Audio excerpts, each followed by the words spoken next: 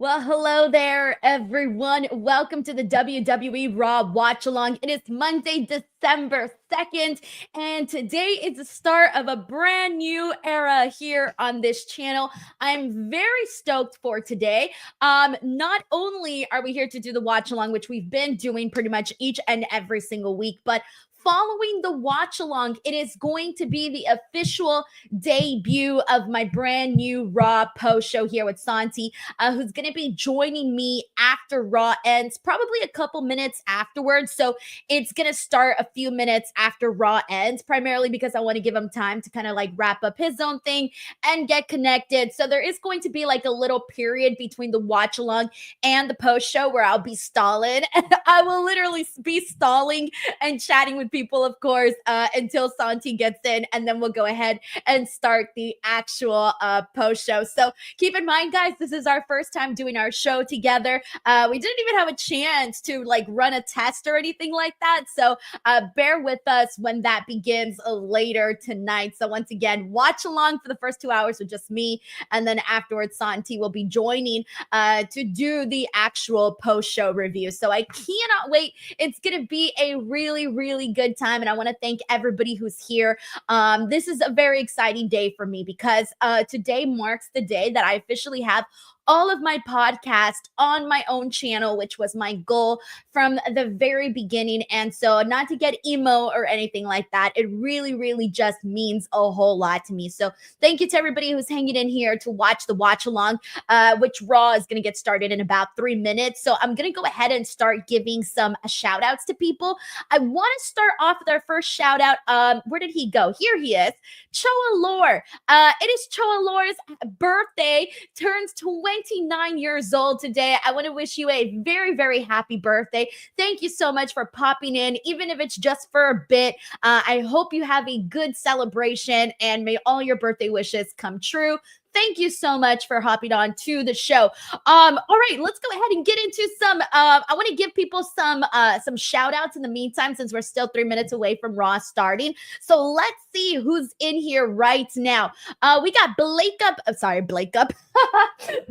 Jessup. Also, BTW guys, if you're new here, if this is your first time here, we do play games during the commercial break. I got one new game for you guys and 2 other games. And then one of the games is like one that we've done before, but with a little bit of a twist. So yeah, so we'll do that during the commercial breaks. And just FYI, I think the first half hour of Raw today is commercial free. So we won't have to worry about that till like way later. But Blake Jessup, thank you so much for hopping into the stream. We got Daniel Mullenix, another regular here. We got Fallen. We got Matt Raquel in the house. We got J Rock Dog, Melissa Cabello, Crazy Cool D. We got Bink Ray in here, Daryl Keith Ford.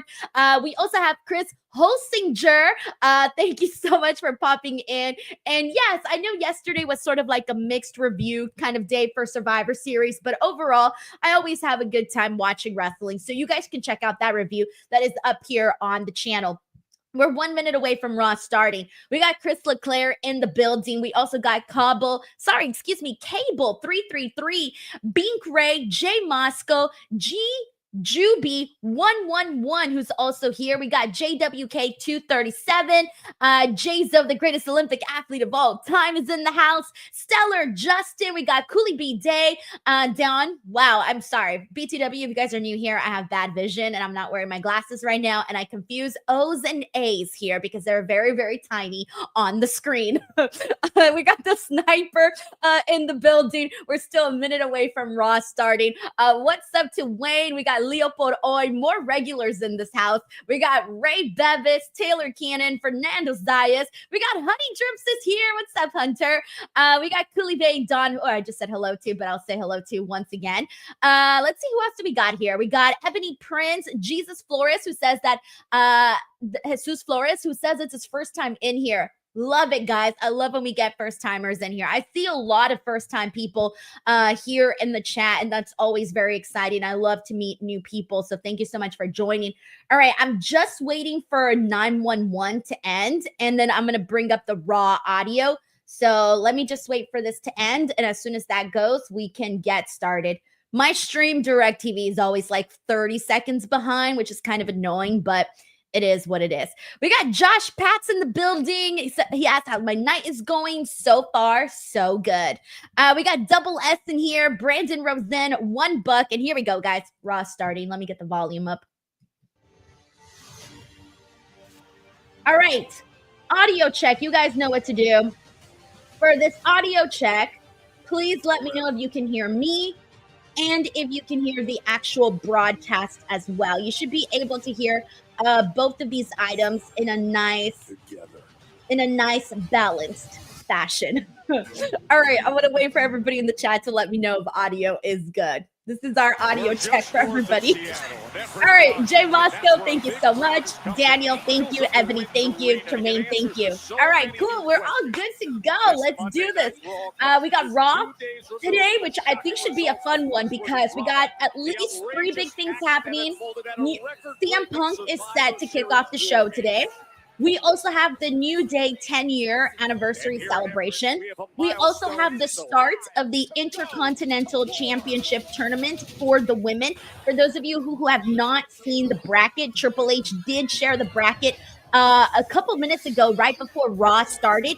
In case you haven't seen the bracket, this is the bracket here up on the screen. For those of you who may have missed it, since he just put that out there not too long ago. So that is the brackets. All righty, and I want to thank, we got our first super chat of the day. Thank you so much to Dan Luska, who says, I almost forgot about this tonight. Dan, I've been promoting nonstop. No, but that's a good thing. Like, once people get used to the schedule, even if you forget, look at the calendar, check what day it is, and you'll figure out whether or not I'm live. But yes, today is going to be a fun day. I cannot wait how today goes. And again, the start of this brand new era. I really put a lot of thought in today, guys. Like, even this clothing that I'm wearing today means a lot. I'm wearing purple. It might look like pink to some of you guys, but it's purple. And for those of you who do not know, purple is supposed to be the channel's color. I probably don't do a good job of letting people know that, but purple is supposed to be the color of this channel. Purple and blacks and pinks. All right, there's kind of a lot of colors, but purple is very synonymous with this channel. And then also, I got my friendship bracelets. This one here is actually a friendship bracelet that a fan made, and it says "Speak Now" in the purple little beads. So I guess some people do know that my theme is purple. And then I also got another friendship bracelet, and that one just says Denise 13 because I'm a big Taylor Swift fan. So, yeah, put a lot of thought into today and just starting things off in this new era. We got Sheldon Jackson here, who gifted the channel 5 DWO memberships. Sheldon, thank you as always. He is keeping the DWO members fed. Also, keep an eye out because Reg and I are going to be doing a virtual meet and greet at some point this month. I haven't decided upon a date yet, and I can't even give out a date yet because I have to still confirm it with Reg. But keep an eye out because sometime this month, Reg and I will be doing a virtual meet and greet with DWO members. So anybody who is a member of the channel will be able to hop into the stream, and I want to make it something special in terms for the holiday season. So once again, this is probably one of the best months to become a DWO member. We also got Brandon Rosen. Thank you so much, Brandon, for the super chat. He says, New Day implodes, New Day implodes, New Day implodes. I mean, I think all of us can sort of assume that today is the day that the New Day implodes. So let's wait and see how they actually execute that. The execution of how they break up this beloved team is going to be very exciting to see. We got Honey Drips Hunter here, who says the men's war game match was surprisingly better than the women's. Agree? ? So I posted a poll on the YouTube community section, which I've been using a whole lot, guys. So if you haven't checked out my community section on this page, on this channel, there's a lot that I post. Let me see.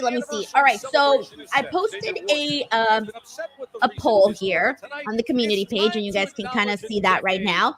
It got over 4,600 votes. Kind of a lot, guys. 4,600. And CM Punk's walking. Hey, yo, CM Punk, is that a brand new sweater? It's like a nice olive green, I think. I think that's the green that it is. It's very nice, though. Like a very nice green. How you feel?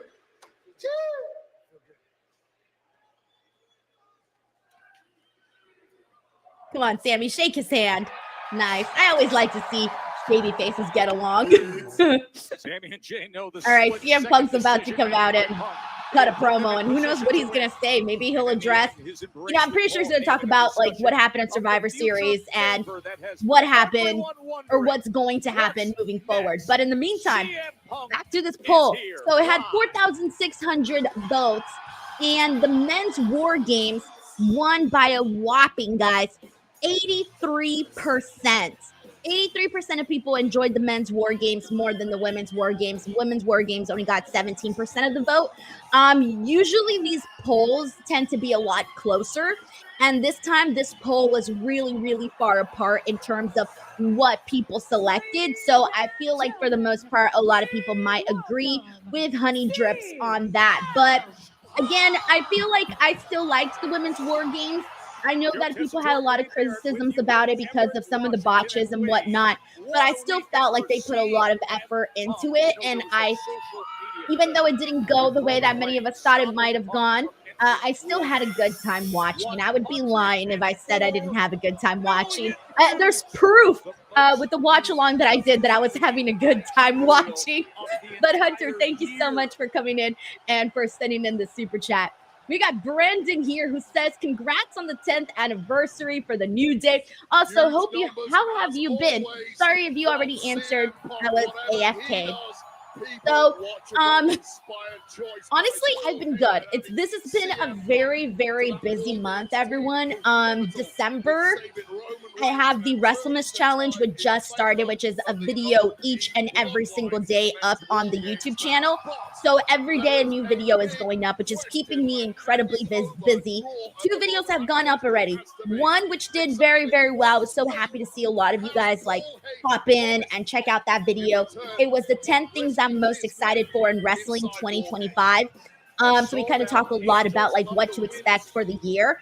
And then the second video was a topic on Evolution 2, whether or not, we should bring it back. And that one was cool too, because I asked people in the YouTube community section to give me their opinions on that. And so I made sure to include those in the actual video. But I'm going to go ahead and take a pause from talking so that we can listen to the CM Punk promo. And then I'll continue on with all of that. But let's see what Punk has to say. Is it good to be alive in Everett, Washington on a Monday night or what? That hoodie is freaking sick. To those of you at home, we are sold out here tonight in Everett. And the last time you saw me, I stood on that ramp fresh from a possible career-ending Hell in the Cell match, and I told you all that I wasn't sure what the future held for CM Punk. Everybody wants the hoodie. And now, a little bit of deja vu. Here I am, living in living color, fresh off a potential career-ending War Games match.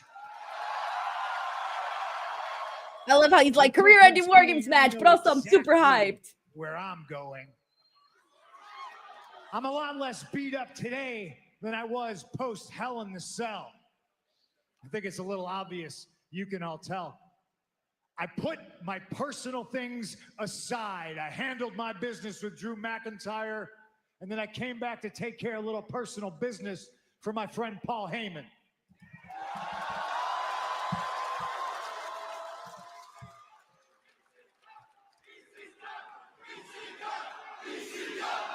I know what the future holds.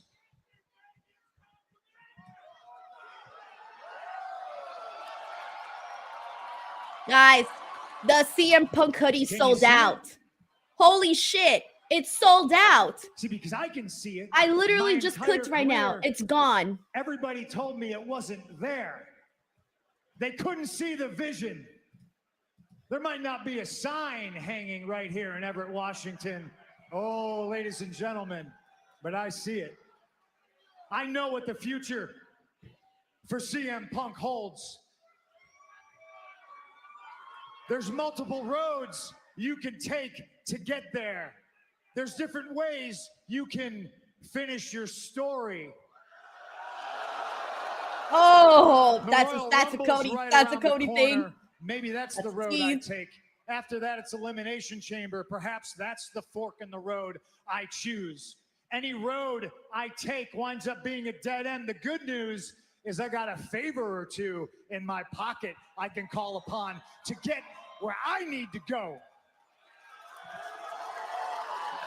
There's the screen. You can see all the sizes are gone. On this journey with me.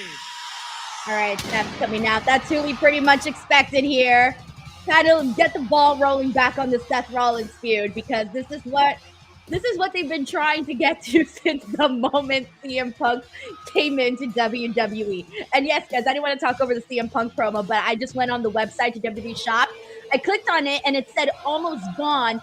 And I went in to see if I can grab one. No, those shits are like, either there's a glitch on the website and no sizes are popping up, or they're freaking sold out, guys, which I don't know how. I was just on WWE Shop today because I had a CM Punk giveaway, and I was looking through the items as I was making the purchase for the giveaway winner, and I did not see that hoodie there, and literally just saw it right now with Punk wearing it. I go on the website, and that shit is gone. Like, there are no sizes being available right now. I'm going to keep the tab open and keep refreshing to see if maybe it's a glitch, but no, it looks like it got wiped out. It got wiped out. Oh, by the way, Seth Rollins looks good too with this brown, glittery, sequined, oh no, it's sequined. A brown sequined blazer with this brown turtleneck. They're so different. They're so different. The way that Seth Rollins dresses and the way that CM Punk dresses. It's fucking funny. It's like night and day. Let me know here in the chat if you dress more like Seth or you dress more like CM Punk. I think I know what the answer is going to be, by the way. I'm pretty sure I know what it's going to be. To be honest, there's a lot of items that Seth Rollins wears that I would totally wear. Oh, Nick Blue says, Seth, what up? Double S is the sequin blazer on WWE Shop. I would buy it if it was. I would so wear that blazer. Yeah, we've got people sending in their answers here. A lot of CM Punk ones. That's what I figured. For sure, more like Punk. Dr. J Merritt's like a whole sequin suit. I'm sure it was freaking expensive too. Nick Bliss is like, I'm wild. Arnold also Seth Rollins guy. Dylan Johnson says, depends at home, CM Punk to a party or fancy. I'm Seth. That's kind of the way it should be, right? If you're going someplace, you want to be dressed to the nines, it's Seth Rollins. If not, then it's CM Punk. Man, I'm so upset, guys, because I wanted the freaking hoodie. I'm refreshing, and there's no sizes available. I already pictured it, you know? All right, let's see what's going to happen here with Seth and Punk.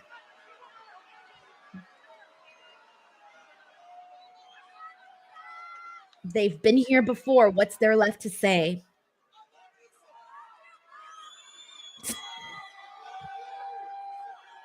You know, I've been thinking a lot. I really should have knocked your ass out the same day you came back to WWE. I'm sure he's not happy that he helped Roman's team. And I regret that every single day for the past year. Oh my gosh, there's some funny people in this crowd today. And over that year, a lot has gotten in the way. You got hurt. I had titles to defend. I had a bloodline to take down. You think CM Punk will roast Seth Rollins on the mic right now? And the last He time will. I saw you, Let's see who wins this I was promo this war. close. I was this close to taking my shot. But I had pity for you. You just come out of Hell in a Cell with Drew McIntyre. You were hanging on by a thread, and I had pity for you. And that was my mistake.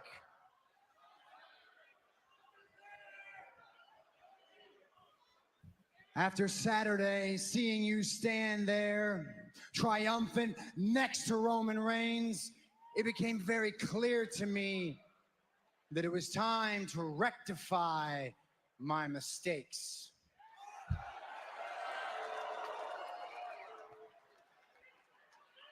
Where's he getting at? And as we stand... Oh, he wanted to take off the blazer and show off the whole look. Here right now. I have a feeling. I mean, CM Punk has mentioned Seth's clothing before. He's poked fun at him for it before. I wonder if he'll do it again tonight. There is nothing in my way, nothing in your way, no one holding us back. The only things between us are air and hatred, and I've got a feeling in my gut that tonight is the night I knock CM Punk on his ass. I don't think Seth Rollins is gonna knock CM Punk on his ass wearing sequined pants today, guys. And I think CM Punk knows that too. He has the I don't give a fuck face right now.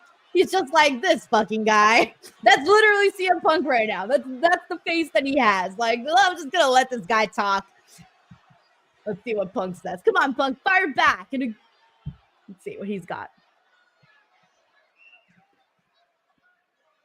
You talk too much and you don't listen enough. I just came out here and I said I put all the personal stuff aside. I'm long past running races with people that I didn't even know I was running. All right? 6 months ago, you were a champ. You had something I wanted. Now you got nothing. That's true. That's true. I know where I'm going.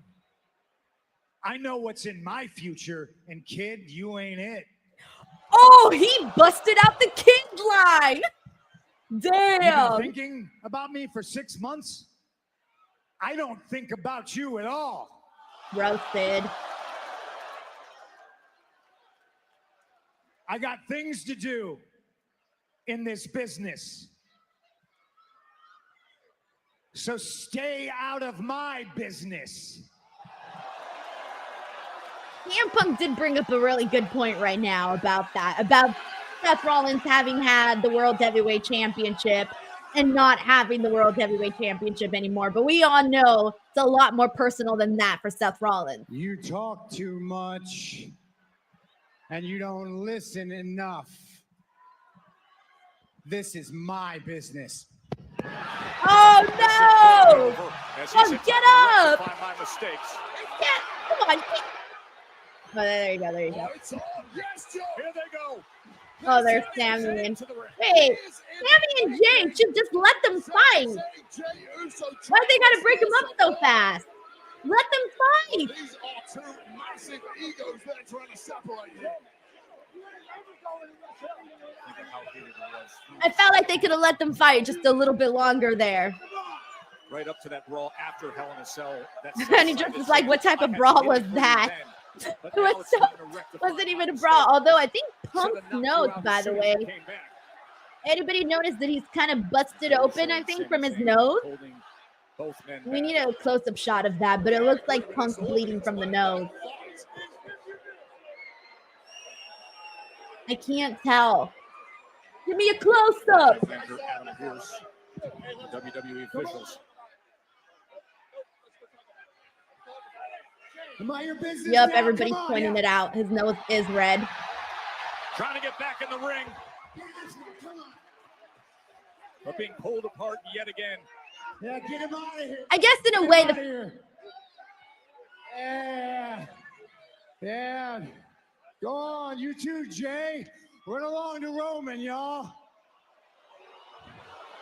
Hey. we have now Jay out here catching strays. Hey, I get that you're angry. You don't get to talk to Jey Uso that way.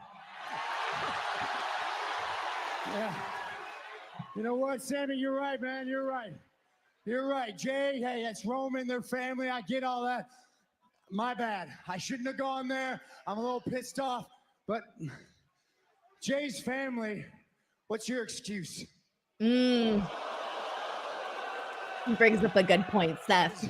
But he's got to know. Because you're not Sammy's family, an honorary right? Uso.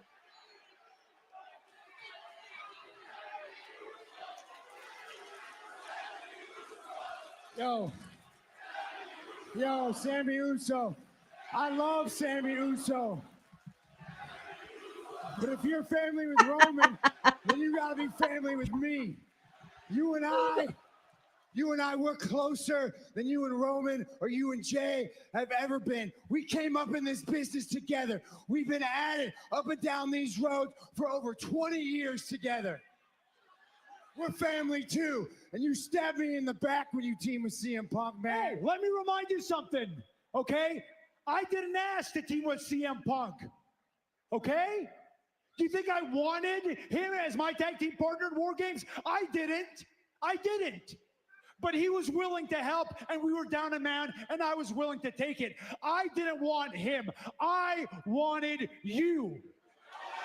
But also, he shouldn't just be mad about Sammy teaming with Punk. He also teamed with Roman. I asked you twice, and you said no both times. That's true. Good points there, Sammy. We wouldn't have had to team with CM Punk if you had teamed with us in the first place, but you couldn't because you're too damn stubborn. But I actually side with Seth Rollins on why he wouldn't team up with Roman Reigns' guys for War Games. I do side with Seth on that. Mind here? Maybe you can remind me, Sammy. What did you want me to team with you to do, right?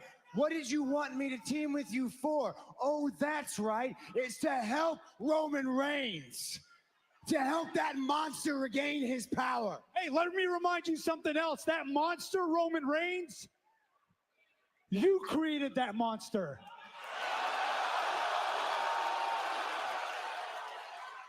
You created that monster when you put a chair in his back 10 years ago. Damn, Sammy came with receipts, man. So Sammy was like, nah. Totally Let me bring out some receipts. I am in no way acting like I'm completely innocent in this. I understand what I've done. I understand the sins that I've done. All right, I understand putting that chair in Roman Reigns' back was motivation for the tribal chief. I get all that, and I have apologized for that, and I have atoned for that. But if you're going to point fingers at me for putting a chair in Roman Reigns' back, you need to look in the mirror because you did the same damn thing. Oh, shit. Damn. I don't fault you for it. You did it for the right reasons because he was a scum of the earth. He treated you like crap. He treated Jey like crap. Every single person on the planet, he wanted to bow down to Roman Reigns. So I understand why you did what you did. Why we all did what we did at WrestleMania. What we sacrificed to take down the bloodline. Do you not remember this? Get it through your head, man. Roman Reigns has not changed.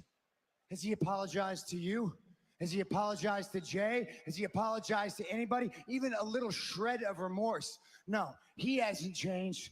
That snake CM Punk sure as hell hasn't changed. So stubbornness is not the issue, all right? Your naivety is the issue.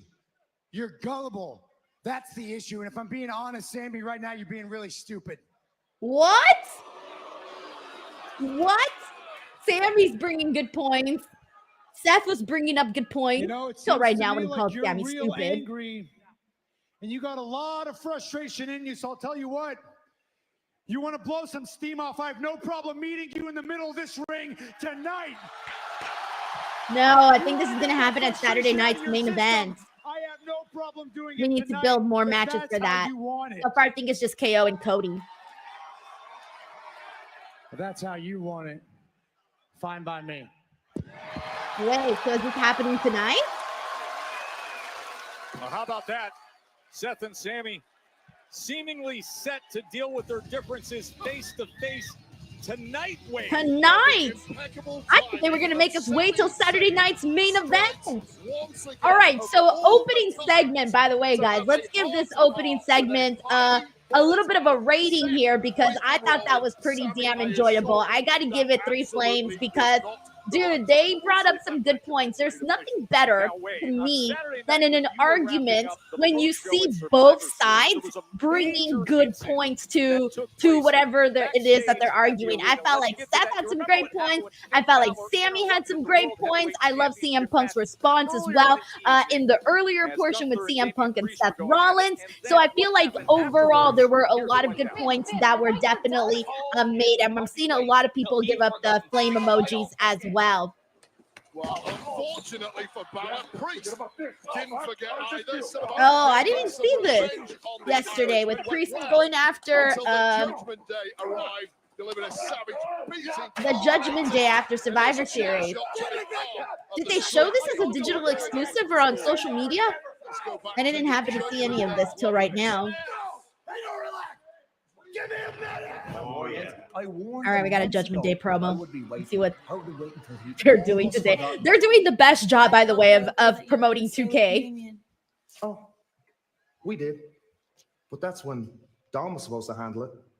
But seeing as poor little Dom couldn't get the job done, I decided I'd handle it by myself. And now, instead of Damien walking around with the World Heavyweight title on his arm, he's walking around with his arm in a sling. And Liv, maybe if you had to listen to me, you might not have lost at War Games. Damn. Dom, you're gonna let him talk to your lady like that? Sky facing you for the title, a Saturday night's main event, sis. You got a lot to focus on. You know what, Finn? You're right. You're right. Raquel and I, we should focus on damage control, so that's what we're gonna do tonight. I just hope you know what you're doing. Oh, I know what I'm doing. Look, see? And when everyone listens to Finn, the Judgment Day will win. I knew he was about to say that. I was waiting for it. I'm like, he's about to bust out the win line to get himself a little rhyme going. But it's interesting, Dominic just letting Finn talk to Liv like that. Raquel and I have our match next. So you can go with Finn to keep an eye on it, please. Yeah, I got you. Thank you. All right, I want to thank Angel here who says he's here to support. Thank you so much to Angel. Let me catch up here with the super chats because I still got a few to catch up with. This is from Melissa Cabello, DWO member for 15 months, who says, Denise, will you continue to watch along in 2025? So I'm going to definitely try to continue the watch alongs. Right now, USA Network, like they're cool with like rolling the audio and letting the audio play behind these actual streams. So unless Netflix gives me like an issue, if Netflix gives me an issue, then that will obviously change things. If Netflix is obviously cool with rolling the audio in the background, then I'm still good to go. Because I don't want to have to come on here and do a watch along without audio. That would be kind of lame. And I have done that in the past because I didn't even know that you could play the audio. So, yeah, Liv Morgan versus Io Sky Saturday night's main event for the Women's World Championship. That's going to be a fun ass match right there, BTW. But so yeah, I guess it all really all depends on that. We got Arnold Nicholson Jr. who says if Big E shows up, Xavier and Kofi turn on Big E. No, they wouldn't do that. They're going to turn on each other. It's not going to be on Big E, I don't think. But thank you so much for being a member now for 5 months. We got Sven Big here, who's been a member for 8 months. It says, Denise, for the best. Thank you so much for all the love and support, Sven. I see you constantly. Thank you so freaking much. We got Kenty here, who says, missed your show for 2 months due to work shift. Japan is 10 a.m. now, and I used to watch it on the train to work. Today's my day off, and I'm all in. Let's effing go. Kenty is all in. First of all, thank you so much for watching my content all the way from Japan. I think that's freaking incredible. I love when I see people that are from different parts of the world who come in, and especially places that I've never even been to. It just like blows my mind that, you know, in this world with social media and YouTube and the internet, you can really connect with people all over the world, and it's very, very awesome. And I'm glad you watched it on the way to work. And also, there's nothing better than a day off. So Kenty, thank you so much for coming back here to the stream. We got Dunne, aka Smiley Girl, who says getting closer and closer to that 2-year mark. Yup, 2 months away. She's been a member of the DWO for 22 months. Dunne, I hope I get to see you whenever it is that me and Reg decide to do that virtual meet and greet this month. Also, we are watching Io and Kairi versus Liv and Raquel right now. Reminder that the first 30 minutes of Raw are commercial-free today. Damn, let's go. Gifted 5 DWO memberships. Yes, thank you so much, Dan. I thank you for me, and I thank you for the people that you just gifted the memberships for. We got Hunter here who says, does anyone remember the interview Seth did when he called CM Punk a cancer? I'm so ready for this. Boy, do I remember, Hunter. I was there. It was an interview that he did with Wrestles. Oh, I forgot who Nick Hausman was working with at the time. I think it was Wrestling Inc. that he was working with at the time. And it was Nick Hausman's interview. So we were at the 2K24 event, and it was literally Nick Hausman, me, Sean Ross Sapp, and then the rest of the media line. And so we're standing there. Seth Rollins is doing his interview. I'm thinking inside my head, like, all right, what am I going to ask Seth Rollins? And, you know, I'm thinking about my own shit, right? But I was paying attention to, I pay attention to other people's interviews when I can so that I don't ask the same questions. And so I'm watching Nick Hausman do his interview. And then all of a sudden I hear Seth Rollins be like, CM Punk is a cancer. And the first thing that I did was think to myself, holy shit, just got himself a viral interview moment. And that he definitely did. The fact that people are still talking about it to this day. So, oh no, Io fell. Oh, that didn't go so well, but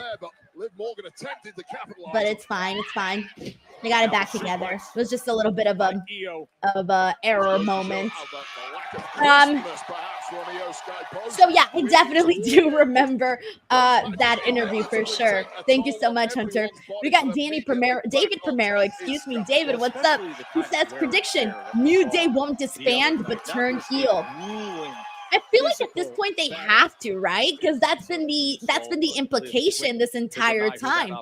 Unless it suddenly becomes a thing where they got all their dirty laundry out in the open like they did last week in that backstage segment. And then who knows, maybe they decide, hey, we got it all out in the open, let's change shit. No, I do think they're breaking up, and I do think Xavier Woods has got to go and try to win himself a singles championship, because after Kofi called him out for that, Xavier Woods has got to make a change on that front. So, yeah, I just feel like it's been so heavily implied that they are going to break up that that's like what we're expecting there. Thank you so much, David, by the way, for the super chat.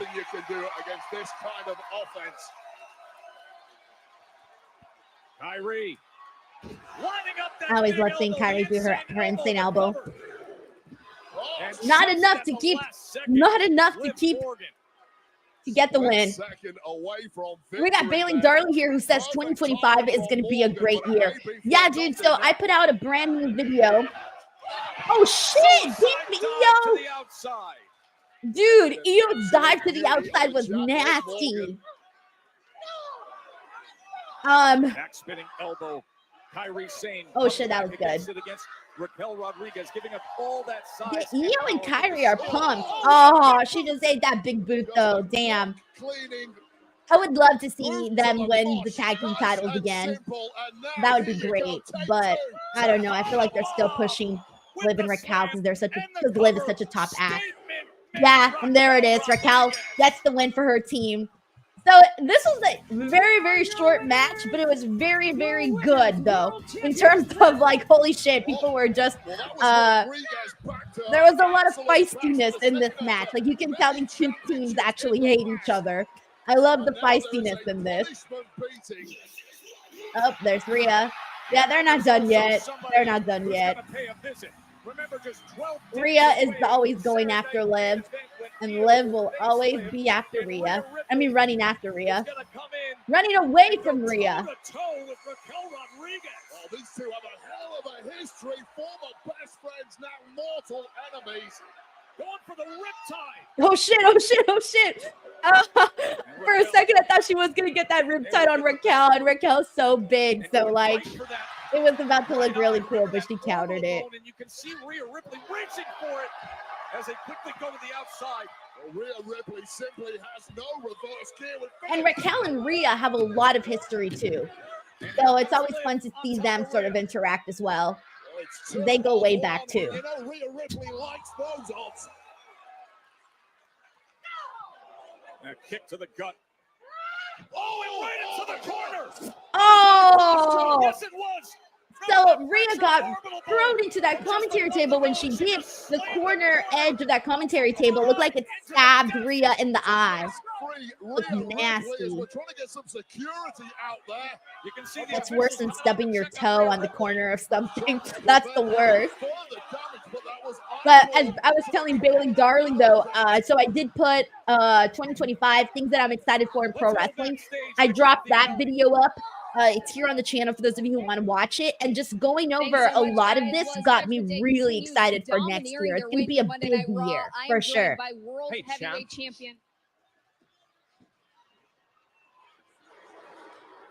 I think you owe me a title match. It was the second time that you faced Damien for the title. Dominic. And it was the second time that you walked out as champion. And it was the second time because of me. So instead of kicking me in the face, you should have been shaking my hand. So for the second time, I think you owe me a title match. I don't owe you anything. I never asked for your help. I never needed your help. And while you were plotting this all along, I had a terrible time leading up to Survivor Series. I needed to win this by myself, for myself. And that's what you took away from me. Well, shouldn't you want to face me then? Dominic finally got on Gunther's nerves. Oh, I know why. Because unlike you, Dom scored a victory over Damian Priest. And you know what? For that, I think you deserve a little something. And I'm feeling really good tonight. And as the World Heavyweight Champion, I have some leverage around here. So I'm going to go and have a chat with Adam Pearce. Oh, I think we're going to get Dominic versus Gunther. That is the World Heavyweight Champion. All right, so that looks like that's happening. Let me catch up here. We got Nell D who says, Denise, they just cooked with that segment. The opening segment was a really great way to kick off Raw tonight, honestly. I thought they nailed it, too. We got McTaro here who says, good evening, Denise. Hope you're doing well tonight. And holy shit, what an opening segment, though. I love that everybody felt the exact same way. I'm glad that we're all on the same page on that. Because again, like all parties involved just really brought it. And earlier I was sort of like thinking about, Sami Zayn and Jey Uso like breaking up that fight, that brawl so quick. And at first I was like, let them fight. I do kind of like that they did come out faster now that I put a little bit more thought into it.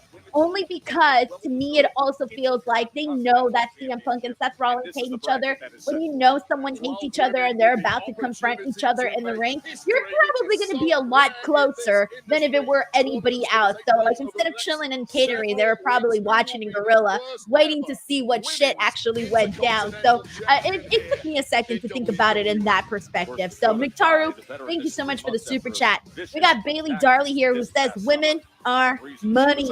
Exactly. That is our slogan here on this show. We got Sven Big here who says, got tickets for AEW Hammerstein the 22nd and GCW in January. Ironically, AEW tickets were cheaper. Same balcony spot. You're the best as Denise. 10 more years. So, dude, first of all, that's going to be a really good time. I've never been to a show at the Hammerstein, so going to get to watch an AEW and a GCW show is really freaking huge, honestly. I almost want to go, but to be honest, traveling to New York during that time period is just way too expensive. So I don't think I'll be going, but I'm jealous though, because I will someday get to. Someday I will watch a show at the Hammerstein, but I hope you enjoy yourself, man. You deserve it. And thank you so much for the super chat, man. All right, let's see. I think I'm all caught up now with super chats here. So thank you so much to everybody who's sending that in. We are getting things started with the Intercontinental Championship tournament for the women here. Earlier I mentioned that where is it at? All right, here it is. Earlier I was mentioning that Triple H dropped the bracket. This is the bracket right here. So right now we're getting started with the top left, Dakota Kai versus Shayna Baszler versus Katana Chance. I feel like I kind of hope that this is Dakota Kai's win right now in this particular matchup, because I don't want to see her get eliminated so fast from the tournament, given that she's been out of action for quite a bit. You know, she finally came back. I kind of want to see her gain some momentum, and I think if Dakota Kai makes it pretty far in the tournament, it'll be fun to see her in action, because again, she's been, MIA due to injury and whatnot. So I kind of think Dakota definitely needs the win here. And we got a couple of people here who are saying the exact same thing. Oh shit. Oh, well, that didn't look good, but Shayna ended up getting that caught up. Oh shit, Katana. We got Joseph Boza here who says Dakota needs the win. We got Angel here who says hope Dakota wins. And we have our first commercial break of the evening, guys. Holy shit. Because the first 30 minutes or the first half, whatever, of Raw was going to be commercial free. So that's it. We are finally in a commercial here, but we have a lot of people saying that they want Dakota here to win. All right, so let's go ahead and get into some games, everybody. If you're new here, in order to make the commercials go by faster, we play some games. So let's get to it. I want to go ahead and do this one here. So it's Guess the Wrestler, where I show different body parts of any given wrestler, and you guys have to figure out who it is. However, I added a little twist to this time. They are all performers from Elimination Chamber. These are all photos. Sorry, not Elimination Chamber. Freaking Survivor Series. Sorry, guys. From Survivor Series. So all pictures from Survivor Series War Games and just the entire pay-per-view. So you guys have to figure it out who they are and who it is. So here we go. Let's do the first one. Who is this?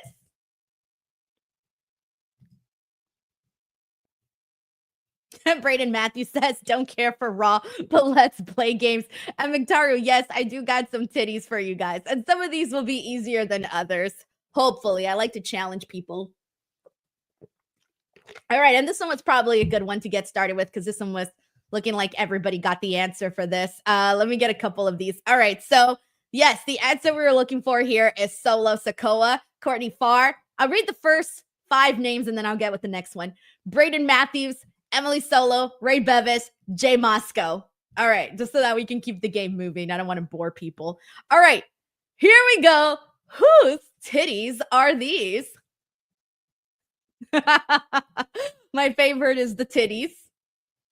All right, whose titties are those? Rick Granawat says, I love you, Solo. I love how many I love you, Solo comments we get around here. All right. Here we go. And the first 5 names that I'm seeing here, let me see. The answer we're looking for is Sami Zayn, and that's from this photo here. By the way, if you're new here, welcome. We play the titty game here. Darkwing 19, Honey Drips, Pratik Shetty, and Zune Popular, Leah Poroy, Matthew Lee were the first few people that I see here with the name. All right, next one. Let's do one more. I think we got time.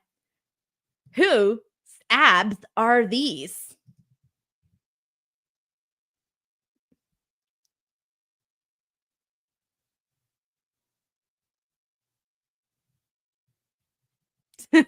I can tell there's some brand new people here for the first time based on people's reactions. Alrighty, yes, the answer we're looking for on this one is Roman Reigns, Braden Matthew, Dr. J Merritt, Darkwing 19, Larice Johnson, Miktaru, Masase 5303. Good job, guys. That was it, and we are back on Raw, and I'll play some more during the next commercial break. Washington, just north of Seattle.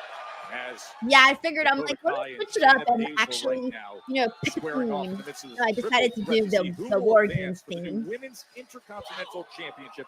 First round tournament action in front of us. Well, it's taken a long time to get here, but finally it's Baszler who is on the road. She's been tormented. All right, let's see who wins this. Continue on into the Intercontinental Championship. And Baszler able to get that shoulder up. Nick Blue says, you said the pay-per-view, didn't you? I'm slow. Yeah. So all of the pictures for today are extreme close-ups that I screenshotted from Survivor Series War Games. Yes. Women's Intercontinental Champ. She ain't gonna get there easily though. Not with and Big says the Roman military hoodie looks better than the CM Punk one. Let me refresh the page and see if they added sizes. And there's Katana chance. No, guys, no sizes are popping up right now for the CM Punk green hoodie, and I want it. Let me try again. And fires a right hand to both rivals. Katana Chance, just such a diminutive individual, simply didn't have the strength to pull off a move like that. She was game to try, but now with Chance out the way, it could be Kai's moment to shine. Excellent work by Dakota. Oh shit, it's not even popping up anymore. Up top. Guys, that sweater is gone. It's gone. Like completely gone. You can't even click on the page anymore. It's gone. It's done. It's over. All right, I'm exiting now. I'm not going to stay there anymore. It's depressing. But that sweater is gone. Double S is like, damn, those sold out quick. They really freaking did, guys. They really did. And Zay Cruz says the start of Raw was hot. Agreed. Really agreed there. Braden Matthews says story over. I didn't get to finish my story with that green hoodie. And it's hoodie season, guys. I love me hoodie season. Ah, fudge. Oh, she got it. She got it. Heck of a way to separate. Shayna Baszler has been the glue in this match, by the way. He's been the one that's been sort of keeping everything together. Shayna's been very, very good in this match. Hasn't been flashy, but she's been rock solid. But the clock may be ticking for Kai's chances here. Thank you so much to Bailey Darley, who says finals are Dakota versus Lyra or Kairi Sane. Oh man, there's some good names right there. Lyra has gone very far. I was originally thinking EO, but that's because we didn't have the bracket up yet. But now that we have the bracket, but I don't know yet who I'm rooting for. I'll have to look at the bracket one more time. But in this particular match, I'm going for Dakota. Oh no! Oh, but Shayna's just been like, even though I'm going for Dakota, Shayna has been really good here. She's got it locked in that Karafuda clutch. And you know how good Kaden's about to do her flippy stuff. She always does that so well. What a turnaround. Back to the fireman's carry. Oh, there she goes. She got it. I think this might be it. Yep, Dakota Kai advances in the tournament, everybody. Dakota Kai, which is exactly what I think she needed. She needed it. She really needed this, guys. We got everybody being happy that Dakota wins here. Yeah, I almost thought for a second too, JWK, that Shayna was gonna win for like a split second, but it just makes the more sense for Dakota to win. All right, let me screenshot this bracket so I have the updated one. All right, I'm gonna upload this. Congratulations. I think it's wonderful you consider the depth of this division, that they now have an Intercontinental Championship to contend for. Yeah, you have to earn it, and these women have put in the hard yards. Rewards. All right, you know, hold on, I'm uploading this. Try to get. All right, here we go. Here is the updated bracket of where we're at right now. 10 years into what has been the most unexpected, magnificent ride. Let me see. I think we're at. From Zoe, Raquel, and Kaden, I think that's going to be Raquel's victory. So it'll be Raquel versus Dakota. I think in that match there's history with those girls, as we know. And then on the right side, I think it'll be, let me see. I'm thinking Lyra at the top, and at the bottom, I'm actually thinking Natalia. So I think it'll be Lyra and Natalia with Raquel and Lyra in the finals. I don't know. That's what I'm thinking right now. That's how I'm seeing this bracket. But there could be some surprises on the right side for sure. Like, it could kind of go in any direction, to be honest.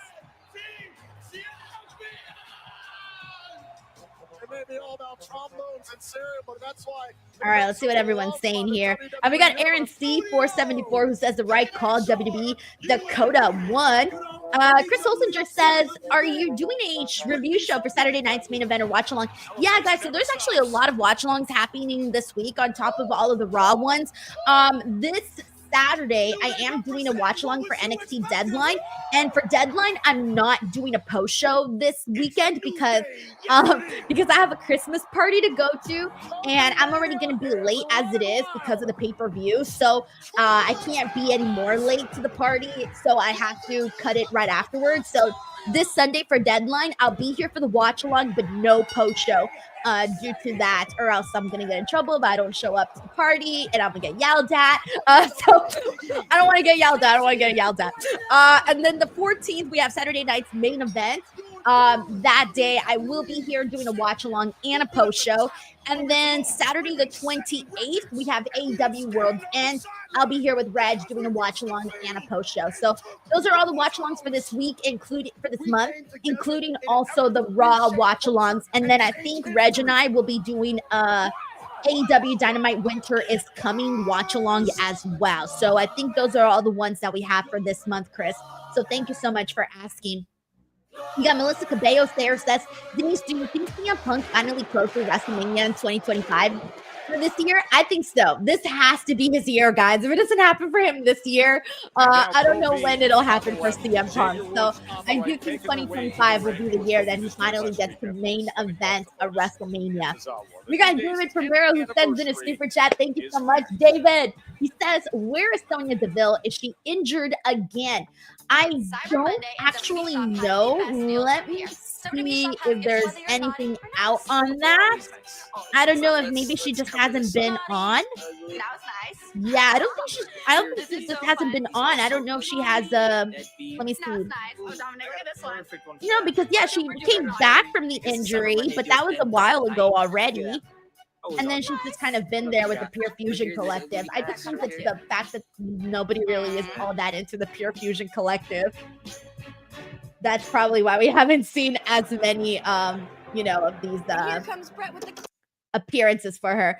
But David, thank you so much for asking, though. Hopefully we get to see her be a little bit more active. All right, guys, we are back on a commercial break. So let's go ahead and go back to the game. We are doing Can You Guess the Wrestler? And these are all pictures from Survivor Series War Games. So good luck.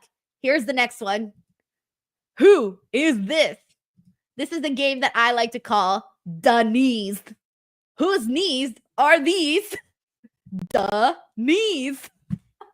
All right, I'm really stupid. If this is your first time here, we don't take anything seriously. By the way, if you are new here, please let me know if you're new here. I also like to make sure to shout out new people. So if you're new, just let me know, new here or something. All right, and these knees look to be very famous because a lot of people got it. It is Gunther's knees. Matthew Lee got that. Honey Drips got that. Darkwing 19, Zay Cruz. Let's see. Seb Mini, Pratik Shetty, Jay Moscow, JWK, Brandon, Bailey. Good job, guys. Hold on. Someone. Oh, we got Sebi Mini who says they're new. Welcome, Sebi Mini. Thank you so much. Actually, Sebi Mini, I think I saw you in the community section, right? You've been active on there? I feel like I saw you in the community section. Did I not? Probably. I try to remember a lot of people's usernames, so that's what I do. I try to remember people's usernames. All right, here we go. Let's bring up some other pair of knees. Whose knees are these?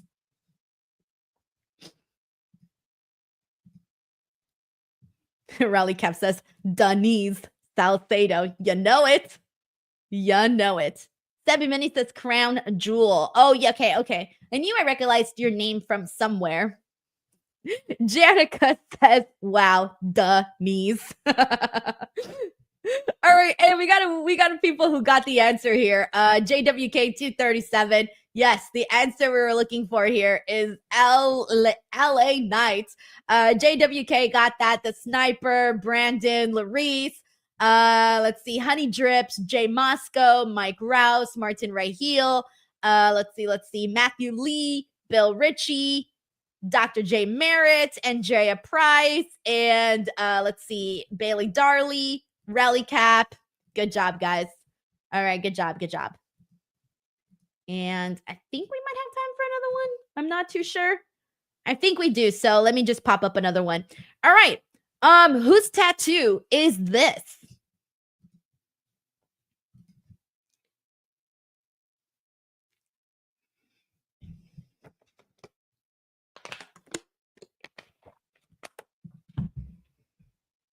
All right. Oh man, you guys are good. Holy shit. Let's see. The answer we were looking for here is Braun Breaker. Emily M got that very, very quickly. Jose Alvarado, the Sniper, also got that. Chris Holsinger, Zay Cruz, Rick Grenewalt, Bailey Darley, JWK, Sebby Mini, Jay Moscow, Larice Johnson. Hey, what up, Larice? Bonkers LFC and Rally Cap Standing, Christopher Markham, Arnold Nicholson Jr., Christopher Leclerc, and Raphael, and several others. But we are back on Raw, so let me put the audio back on.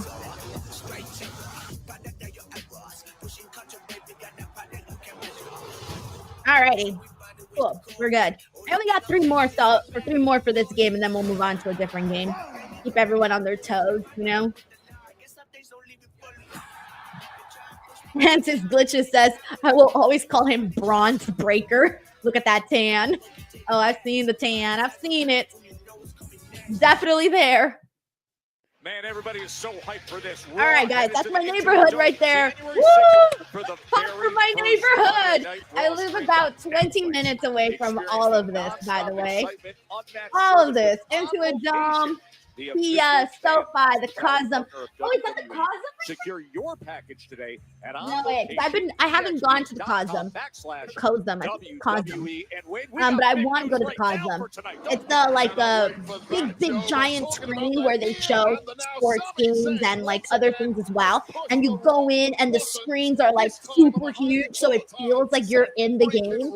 My friend was telling me about it, and I've been wanting to go, so I'm gonna try to go at some point. But yeah. It is time for so I will at some point go to the Cosm. Cosm? I think it's Cosm. I'm not really too sure. All right, it's time. Here we go. The New Day celebration. And celebration of the incredible 10-year anniversary of the most they got the booty tag team in WWE. The crown, the booty-os. The photo of when Kofi won the title, the photo of when Big E won the title. Someone's photo's missing. Hasn't happened. Blake Jessup says, I think Big E is appearing tonight. I hope he does. I really, really hope. Wayne says, have you been to the Intuit Dome yet? No, I actually haven't been to the Intuit Dome yet. It's very, very nice. So I've driven past it a million times, but haven't actually like been inside. Willie T, thank you so much, Willie, for the super chat. Willie says, hey Denise, thank you, Willie. Thank you so much for popping in and for being so generous and sending this in. Thank you so freaking much, Willie. Sending you some positive vibes. I love that they brought out all of this New Day memorabilia. That's going to get everyone in the field when they start trashing all the memorabilia and start throwing it. That's funny.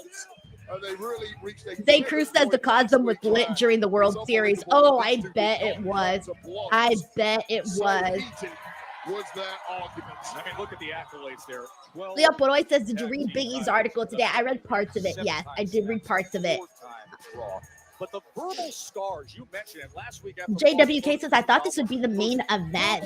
Well, I mean, it only got an hour left. Yeah, maybe we would have thought it was closing out the show, but no, it's all right, transition into the next hour.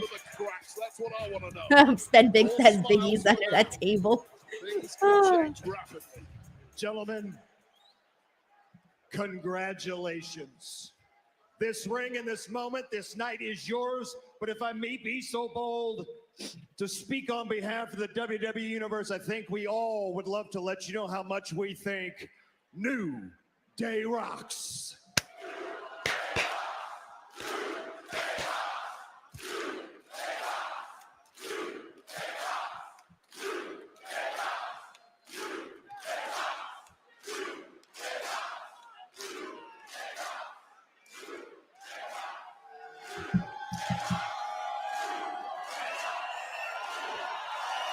Oh man, here we go.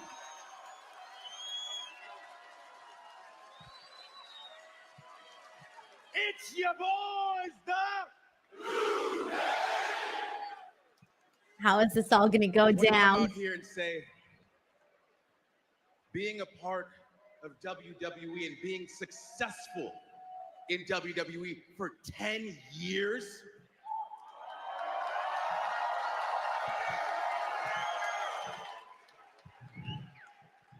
getting to this point is so much more than we could have ever dreamed when we started this. So I wanted to come out here and say thank you to each and every one of you here.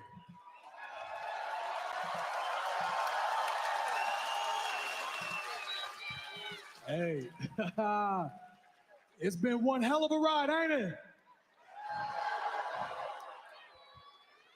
Never in my wildest dreams would I have imagined that we would have achieved so many accomplishments and accolades and have so much fun while doing it.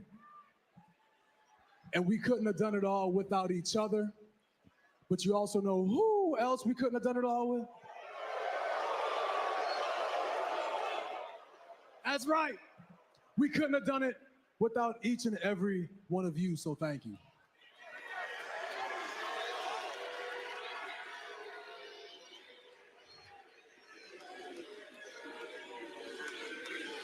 We miss him too. We miss him too. But with all that said,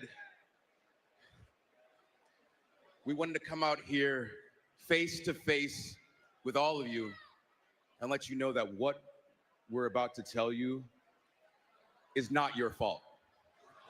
Oh no, this is like a divorce. This is like when your parents are breaking up. We have nothing. This is not but your love fault, sweetheart. for each and every one of you. Mom and dad still love you. Woods Damn. and myself, we've talked. And especially in light of what went down between us last week, we both feel that when it comes to the New Day going forward, we all want to go big. Hey guys! Timing couldn't be better, Wade. Wait. Yes, it is. Yes, it is. All right, it's Big E, guys.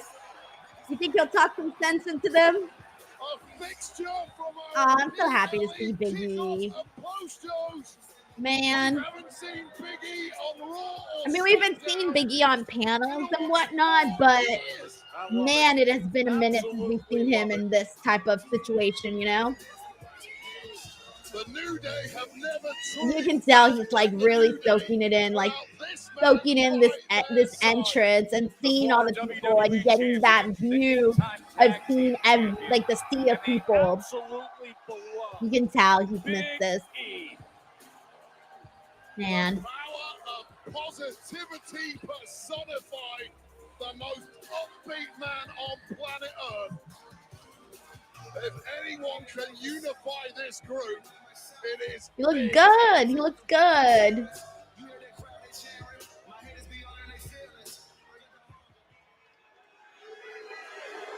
Let's see what he'll say.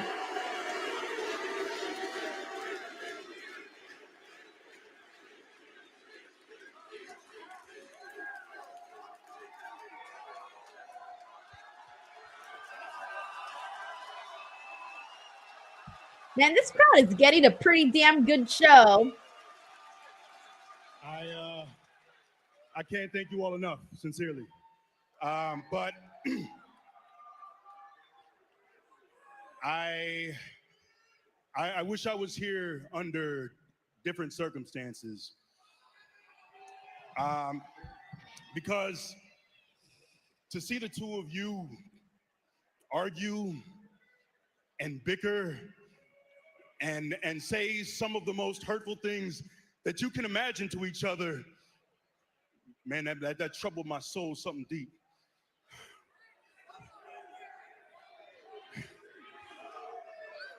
When we started this 10 years ago, we were all we had. All we had was each other. Kofi, 10 years ago, you were mulling over retirement because you had your passion for this beaten out of you. Woods, 10 years ago, you and I, we were this close to getting fired. And on one of the worst days of my life and the scariest moment of my career, the two of you were at my hospital bedside for hours making sure I was good. Damn. Kofi, I was in a neck brace a few months after your daughter was born, and you, your wife, and Lotus were in my home, and I held her for the first time. Woods, when you got back from winning King of the Ring, a childhood dream, I was the first person to greet you as you spilled tears on my shoulder. Damn, Big E's making it so emotional. What we built means something to a lot of people. Don't break. Now I don't want them to break up. Don't break up. And if for damn sure, it means a hell of a lot to me. So, until I am medically cleared to return to this ring, I am going to remind the two of you exactly who you are.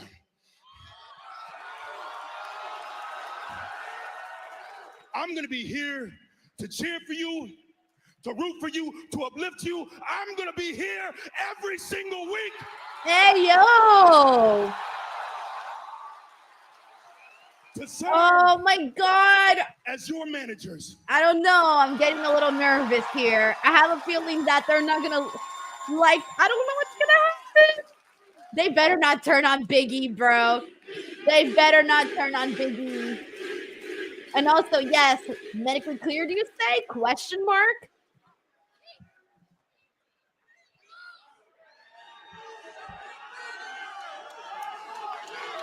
I don't know. Something tells me that's not going to happen.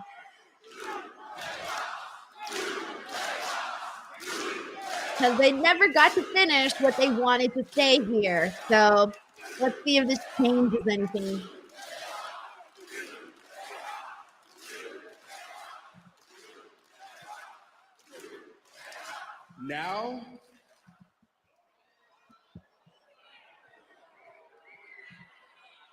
Now, you want to come back? After you watched us fight for months, after you watched us argue to the edge of the cliff and the last thing left to do was jump, now you want to come back? That's not the tone I was expecting. You left us.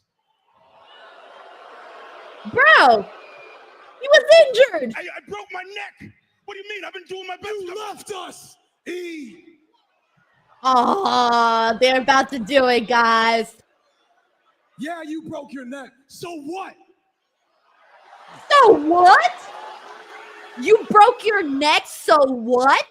Stone Cold Steve Austin broke his neck, and he came back. Yeah, like years late, like a long time Kurt later. Angle broke his neck, and he came back.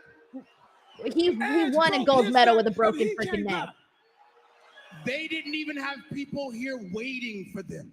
You had two family members who had the light on for you so you'd have something familiar to walk back into.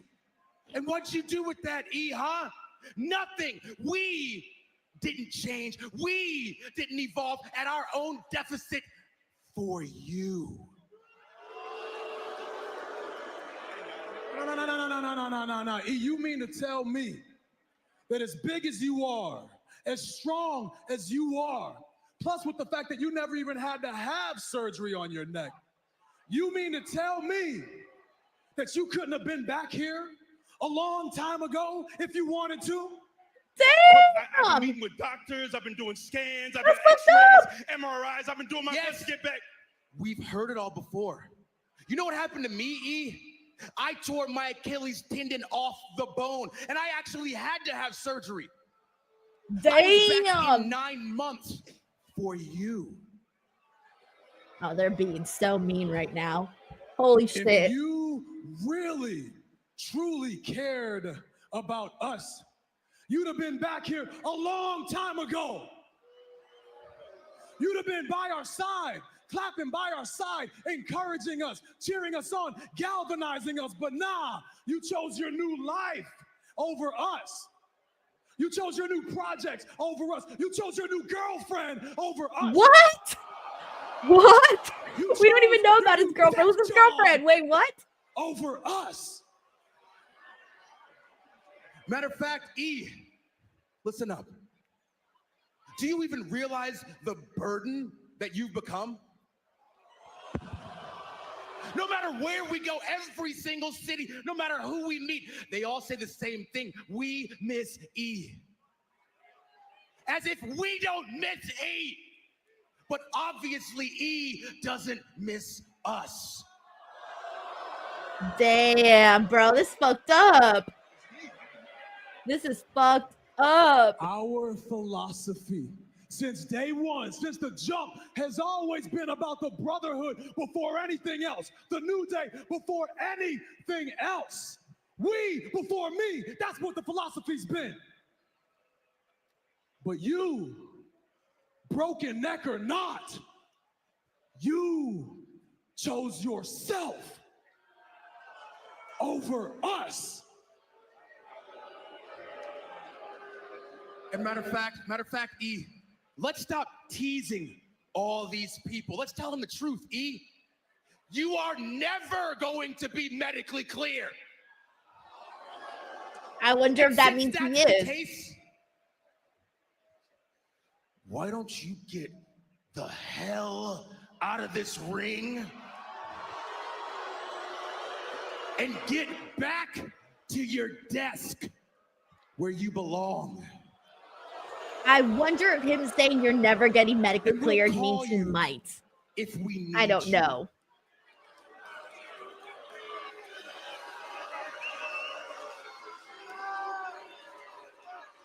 Oh, they're cutting deep with this.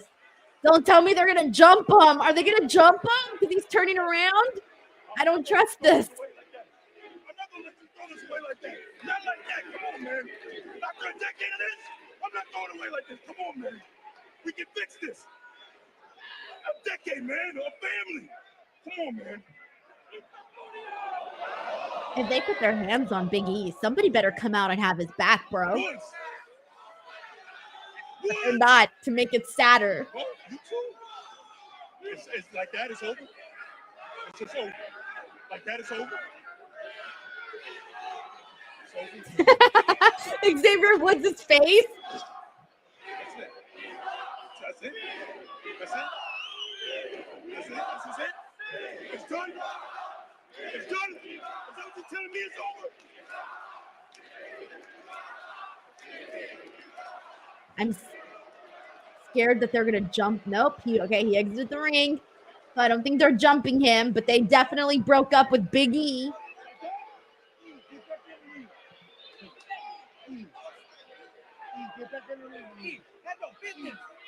Now what's going on with these two? What's gonna happen now? It's just us, bro. Oh, damn. What the hell? What the hell? David Primero was right, by the way, guys. He said his prediction was New Day won't disband but turn heel. David Primero, you should be taking laps around your house or something because you totally saw this coming. Seriously, go like run a lap or something. Go put a prediction in for 2025 because yeah, you definitely got that, bro. All right, so what the hell? We got Bailey Darley here who says this is great. I loved it. This was awesome in a different way. Awesome in the way that we were very, very much intrigued by this New Day stuff. Obviously, they pulled at our heartstrings with having Big E in there, basically having been turned on his friends who literally told him his neck injury wasn't shit. That's literally what they just did to him. Mr. Acosta here says, I'm not okay. I did not see it going this way. I didn't either. I was like, oh yeah, it's heavily implied. We're going to have, Xavier Woods turn on Kofi. And maybe we should have seen this coming like David Primero, because there was a lot of people that were like, half the people, including myself, are like, okay, Xavier Woods is going to turn. But there was a good amount of people that would constantly write into me and be like, oh, Kofi Kingston's going to turn. And the fact that there was people on both sides of like who was going to turn, Xavier Woods or Kofi Kingston, should have basically told us that, nah, actually they're both turning, because you were sort of seeing. See, the thing is that I saw Xavier Woods, though, as a bigger heel than I did Kofi Kingston. And when they did the whole argument backstage last week, I kind of felt like both of those guys had, they were both making some valid points, and they were both just saying shit because they were angry, and they were both trying to reach these low points because they were angry. And so I still did not actually expect Kofi Kingston to turn heel. Like, I legitimately thought it was going to be Xavier Woods. So this completely took us in a new direction. But on the bright side, if there is a bright side, I feel that there may be maybe we might actually see Big E back in there. At least we're gonna see hopefully a little bit more of Big E on the show, and we'll see where this goes, because the fact that they threw it in his face that he was never going to be medically cleared makes me feel like he will be at some point. But then again, guys, like, this is serious stuff though. Like, I don't know if he is going to be medically cleared or not. We got Luis Arturo Mendez who says, yo, I wasn't expecting this at all. I sense a lot of heartbreaks. That's a lot of heartbreaks here in the chat. Thank you so much to Louise, Mr. Custom, Bailey Darley. We got Young Chove in the house. What's up, Young Chove? He says, craziest plot twist ever. I think this goes to show, guys, that for my rating system, BTW, since every now and then we rate stuff, I'm giving this the flaming heart emoji, which is the possible biggest, it's the biggest rating that I can give to something, because I thought they did a really, really good job of swerving a lot of people, except David Primero, serving a lot of people, but also really having us like hanging on to each and every single freaking word that all three guys were saying in this. And I was scared for a second that they were going to jump Big E, which the fact that they didn't, obviously, like, he can't get physical, so that's why they didn't do that. So that could kind of tell us, like, give us a gauge of where he's at, But yeah, the fact that they went so far as to say, like, oh yeah, your broken neck, it doesn't matter. Like, that's crazy, bro. That's so crazy. It's so mean. We got Brandon Rosen. Thank you so much to Brandon, who says, I may be in the minority, but I don't want to see Big E cleared. I have no desire for him to end up paralyzed. I 100% get that, guys. Like I said, this is hard to predict because this is real life. Right? Like, this is not a work. This is none of that. Like, this is a real legitimate injury. And yeah, like he was mentioning, Austin came back, Kurt Angle. We even saw Edge come back. Like, we've seen a lot of people come back from neck injuries, but that doesn't mean that everybody can, though. Like, everybody has, like, different circumstances and whatnot. So it's really hard to predict something like that. And I get it, too, because I'd rather have someone be safe than not safe. We're back on Raw, by the way. Let me shut up while process this promo. For when people want to do something back to me, but last week. Your hands will forever be bloodstained, crimson, scarlet, red. He sent that creature after my wife. Your hands will forever be bloodstained, crimson, scarlet. Oh, this was so corny last week. The attack on Scarlet. I thought it was pretty corny. Hey. What's up, Eternal Goat?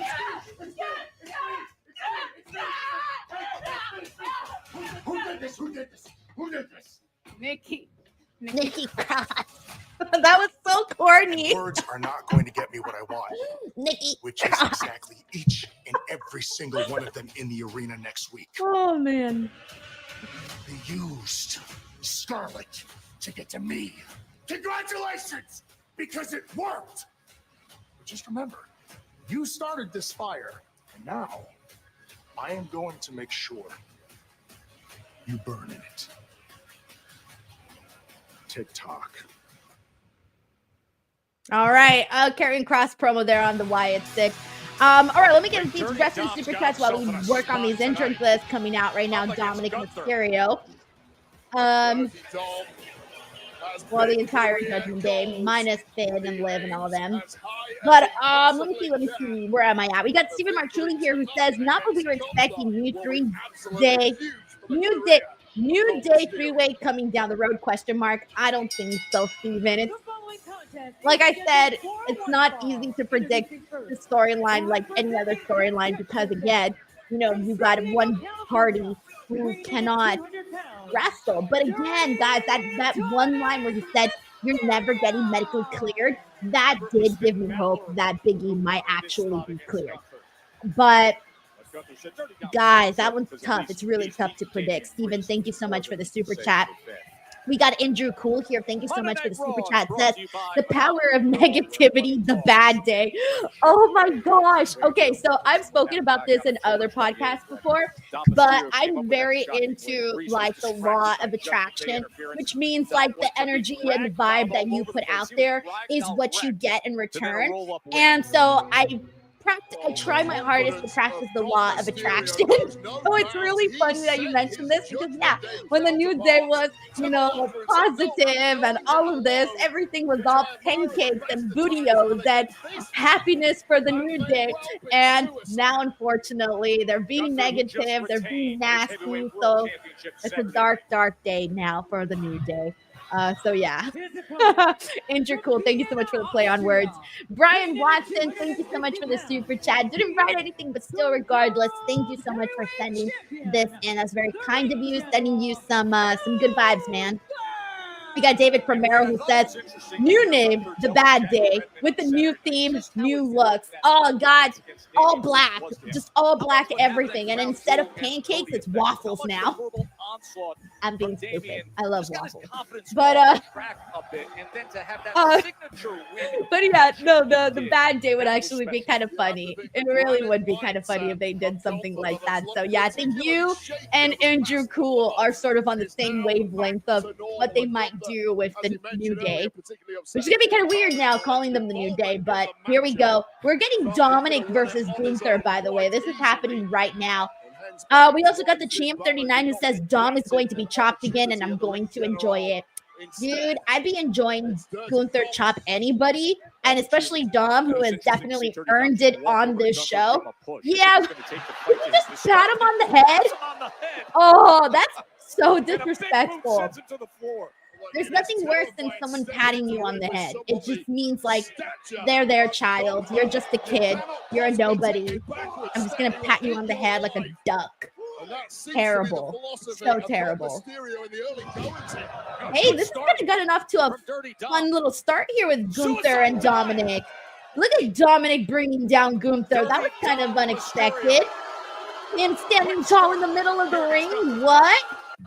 All right, guys, we're going. Thank you so much to Champ 39, by the way, for the super chat. Ryan Adams, thank you so much. He says it's the new night. We're just making everything opposite now. Just everything. Ryan, thank you so much for the super chat and for the laugh.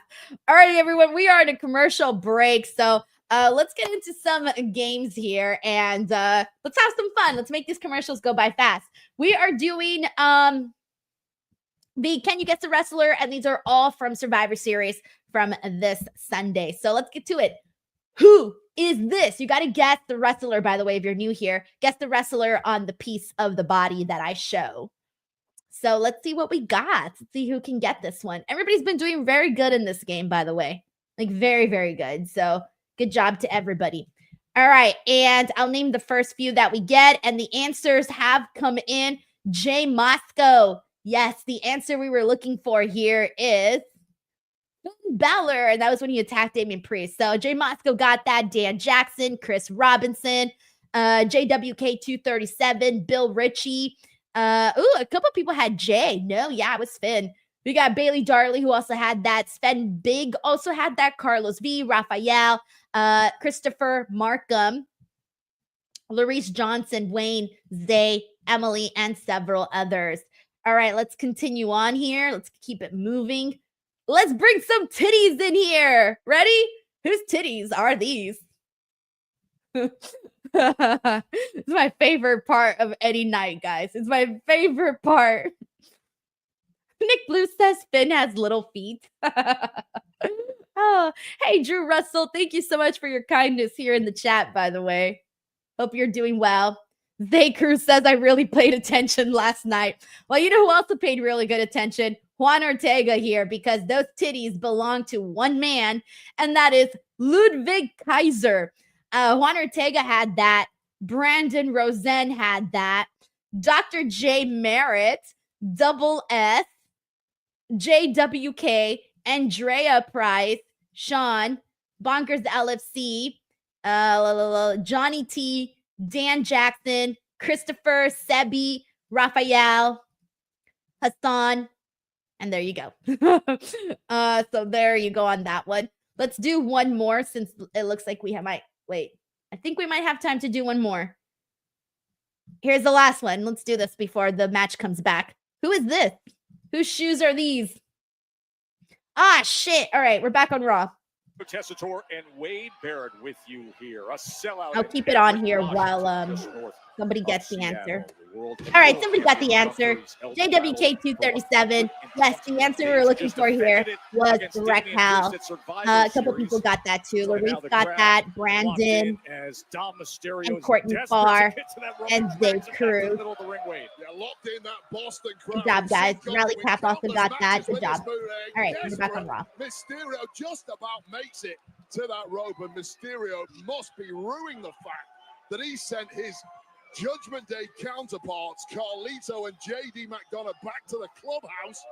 Also, friendly reminder to everybody while we're watching this, after the watch along. Oh, Gunther just did the Eddie Guerrero little dance, by the way, which is kind of a jerk thing to do. So if I were Dominic, I would be really freaking pissed right now.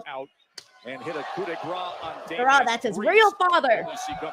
But okay, so after this watch along, just a reminder that Santi will be joining me in a couple minutes after the Raw post show. After the Raw watch along to start the post show. So today starts the brand new era of Raw post shows here on the channel, and we'll be doing this every week moving forward. And is Gunther bleeding? Or is that Dom's blood on Gunther? Whose blood are we looking at here? Johnny says Gunther blood. I can't tell. 619. Dude, this is weird. We don't see Gunther looking weak in matches like this, especially not against Dominic. Thank you so much, Joseph. Wayne says it's also Gunther's blood. Weird. Yo, I was about to say, what the hell is Dominic gonna pin Gunther? For a second there, they had me. Sven Big says, yeah, Gunther had a mark before he came out. Oh, good to know. Thank you. Hassan Batla says Gunther had a wound, which I think opened up. All right, makes sense. I was about to say, like, what the hell? Leo Sporo says, it's a new post show. Yes, it is. ... Too soon. It's a new post show. Yes, it is. He's about to finish off Dominic. Dominic, you had a nice little moment, but Gunther's about to wipe you clean. Yep, he's done. Great powerbomb. He didn't even care to wrap his whole body on Dom to pin him. I was about to say, I don't know what is happening here with Dom getting all that offense in. So, whew. Good job, Gunther. That's my champion. Gunther's my champion. We stand Gunther in this building. I agree with Fed Big says brutal power bomb. But there's Finn. Enraged at Gunther's refusal to grant him a match. Coup de grace. Coup de grace! Lands him right on the World Heavyweight Champion. Watch and learn, kid. Dominic. It's so funny because like Finn had said, oh yeah, there's no leader to the Judgment Day, yet he's been really acting like a leader. Even telling Dominic, watch and learn. It's a hat trick. Finn Balor. Oh. Right on the kidney. Drew Russell questions Finn versus Gunther for Royal Rumble. Hey, it could be good. I've been wanting to see a more serious Finn Balor, honestly. So maybe this could be the thing that kind of gets Finn Balor like back out there as a cool guy, because he kind of started to get a little dull to me. But who knows? This could be it. I want Finn Balor to just break away from the Judgment Day, period. I don't want Finn Balor in the Judgment Day anymore. I want him to go off and do his own thing and change. That's honestly what I want.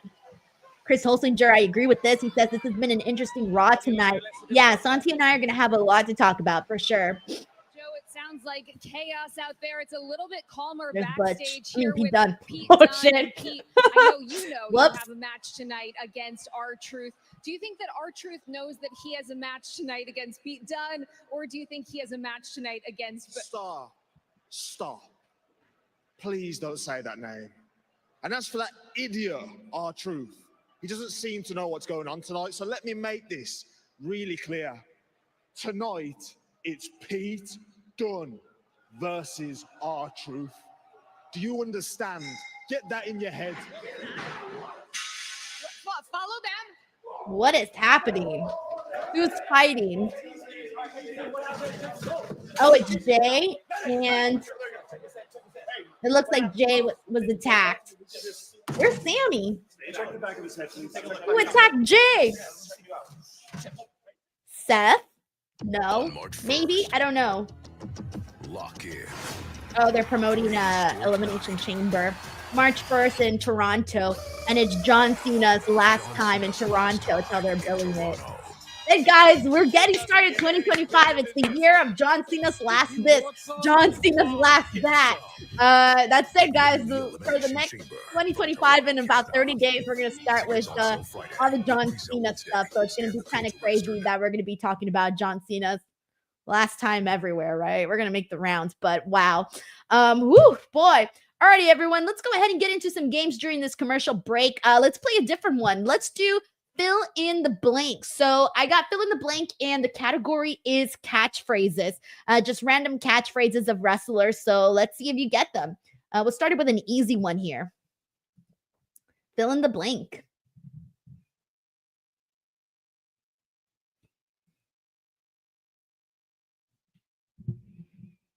Drew Russell says 2025 is pretty much going to be a John Cena year, isn't it?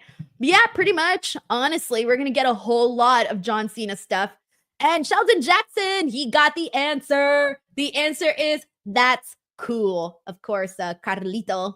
Good job there. All right, let's continue it. So this next one I trimmed down, by the way, because all of the words didn't really fit here on the screen. So I trimmed down the middle of it, so hopefully you guys can still get it, but here we go. Oh, wait, no, this is not the one I trimmed down. Hold on. This is not the one I trimmed down. This one's fine. This one's good. There's another one that I trimmed down. This is not the one.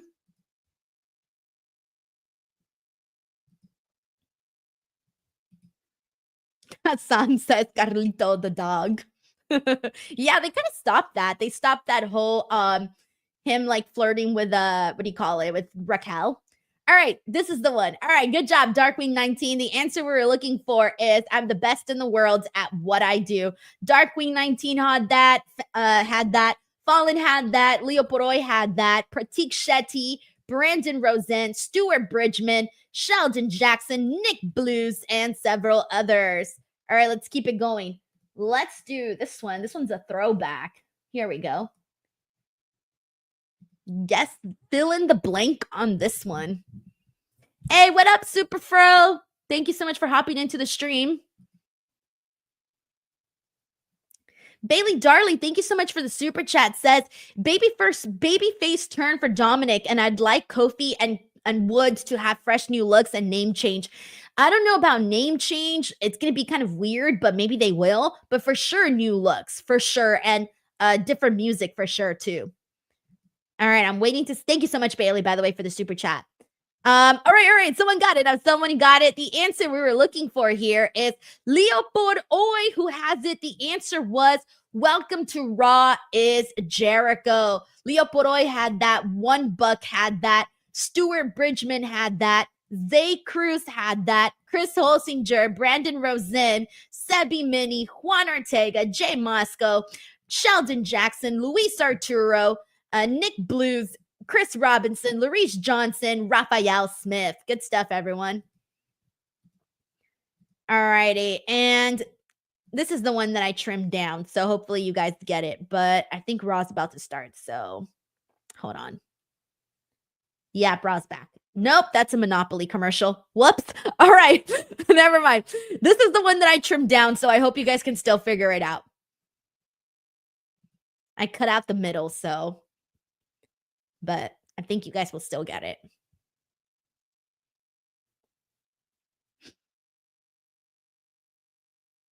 Super Bro says, now I got Break the Walls Down stuck in my head. Chris Jericho had some of the very best like theme songs. And I love I love his stuff. His like old songs and stuff. They were great. All right, we're back here on Raw. And now the heated Ooh, someone's close. But yes, T5 the Great got it. Yes, thank you. And I cut out the middle, but it straight edge means I'm drug free, alcohol free, and better than you for CM Punk. All right, I'm glad someone got it. I was worried. I was like, oh no, no one's gonna get it. All right, good stuff. We're back here on Raw though, so I'll continue the game. We don't have that many commercials left, and I have 3 left. I'll play those in the next commercial. At this, Pete Dunne, easily riled up Pete Dunne, set to shut T5 did great. Was the only person who got that one, by the way. Good job, man. Extraordinarily short the back, bro. R-Truth versus Pete Dunne. Let's see what we get out of this. This should be fairly quick, I feel. You get exactly what you deserve. Pete Dunne on the attack early on as he stomps down on R-Truth. Pete Dunne, who had a win against Kofi Kingston back on November 11th. I still am in shock over some of the stuff. Cody Santello says I would have never gotten that. Celebration that was hardly a celebration. Double S says, Denise, you need some members only emojis. I have them. Yeah, I do have some. I don't know how you pull them up, but I do have them. There's at least like 5 of them that I've added, the members only emoji. If you remember and you know how to utilize those emojis, pop them in the chat, because I do have them. Unless YouTube just erased them, but no, they've been up there for a while. Pete Dunne's head looks like it's about to explode, understandably so. These people here in Washington State have no manners whatsoever. And chief instigator is that Double S said he found them. Are they popping up? I don't see them popping up. Oh, they pop up for you guys, but they don't pop up for me, though. Unfortunately. Absolutely right. For me, they come out as text. Like a pit bull chewing on a bumblebee, thanks to the antics of R-Truth, who can make any man's blood boil. That's quite the descriptive way. Let me log into my own stream. Hold on, let me see. Looking at us for? He's looking at you. Yes, okay, I can see them. Thank you, guys. So I can't see them on StreamYard, but I can see them here on the YouTube. Yeah, because I use StreamYard, so I don't get to see everything that you guys see.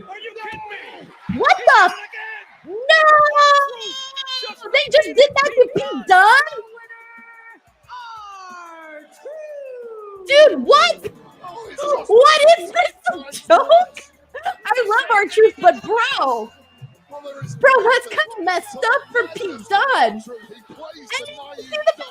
I was showing emojis. He is a master manipulator. What? I wasn't. My dumbass was like, "Oh yeah, this match is gonna be really fast. Oh hey, let me look at these emojis." I got distracted, and now look at this. We ended up with R-Truth stealing a victory on Pete Dunne. Survivor Series in a match where Sheamus sustained What are we a doing? cracked rib. You walked out retaining your Intercontinental Championship. Would you say that triple threat match was your biggest challenge to date? I mean, it obviously was a great challenge, but I told both members of that. You seem happy with yourself. Surprising to me, because if you would have came in just a couple of seconds later, that championship would be mine right now. But hey, They had doesn't possibly matter. one of the best matches doesn't over matter at because I Survivor Series. accomplished what I needed to accomplish. A few months back, when Sheamus took me out and broke my ribs, I promised I would come back and put an end to the Celtic Warrior for good, and that is what I did. A rib for a rib. And now there's nothing stopping me from taking this championship and bring it back where it belongs, to Imperium. Is that a challenge? Because I knew you were going to come in here today with this whole "I didn't beat you" thing. Look, I'll talk to Adam Pearce, see what we can get done. But I would love nothing more than to face you for this and beat you, so you have that stupid look on your face. They had a great match, so yeah. I do want to see them run that back. Hold this championship. But I'll give you your props. It's a hell of a match on Saturday. I mean, you not only proved to me, you proved to the world that you're right on your way from being out. Ludwig looks like a cartoon. He has like a very animated face. I try I to get swear. out of the shadow a whole lot faster, because Gunther's stock right now is. Oh shit. He acknowledged that Gunther's kind of like going downhill a little bit. But yeah, I swear Ludwig Kaiser has one of the funniest faces. Oh hey, next Monday they're doing Rhea Ripley versus Raquel Rodriguez. Yo, when's the last time we saw this was on NXT? I'm pretty sure. Unless they did a main roster match, probably. But I'm pretty sure the last one I remember is on NXT. First round match next Monday too. Lyra Valkyria versus Zelina Vega versus Ivy Nile. In a triple threat first round match in that tournament. And let's see who else. Let's see what else they announced for next week. Next Monday, they're also going to do the Wyatt Six versus the Final Testaments and The Miz. Oh, God. I hope that actually works out. I really, really do hope that works out, because that needs to be good, or else I'm not really too sure what's happening there. But I'm assuming maybe the Wyatt Six would come after the New Day now, after they're done with the Final Testament for being jerks to Big E. Maybe they'll come after them. What happened to Jay? Sammy, calm down. I don't know. He's still in medical, getting evaluated. We're trying to figure it out. Who did it? Adam, who did it? Sammy, I don't know. Who do you think did it? You know what? I think I know exactly who did it. And I'm about to go whip his ass in the middle of that ring. Let's go. Sami Zayn, Seth Rollins is happening here tonight. They said that earlier, but I doubted them. I doubted them. Alrighty, guys, we're back here on a commercial break. And really quickly, let me get into these super chats here. All right, this is from Sheldon Jackson. Sheldon, thank you so much. He says, after that New Day segment, Mia Yim's sister, Biggie's girlfriend, ain't happy with Woods and Kingston, or Mia Yim for that fact either. I love how everybody just knows he was dating Mia Yim's sister. I had like legitimately no idea. But Sheldon, thank you so much as always for the fun facts. We got Dan Jackson here. He says, if he embraced Butch, he would have won. Dude, this is heartbreaking. I don't even want to think about the name Butch anymore. The fact that I'm still thinking about it, and that I even said it earlier, is really, really upsetting, because Pete Dunne is such a great wrestler. He doesn't need to be Butch. He doesn't need to be in these silly losing matches, but whatever. I don't make the rules. Adelia Chamberlain, thank you so much, Adelia, for hopping in, who's been a DWO member, by the way, for 22 months. She says, hi, Denise and the rest of the DWO. Adelia, thank you so much for hopping into the stream and being part of the DWO for as long as you have been. That truly, truly means a whole lot. So thank you so much. Alrighty, guys, we are back on commercial break, as I said. So let's go ahead and finish off this fill in the blank game. Remember, the catchphrase, the category is catchphrases. So here we go. Let's see if you guys get this one.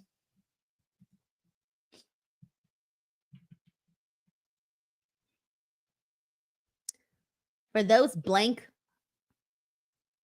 blank of those with blank blank. I almost gave away the answer. Oh man. Hassan says, I don't think it was Seth. That would be too obvious. Interesting.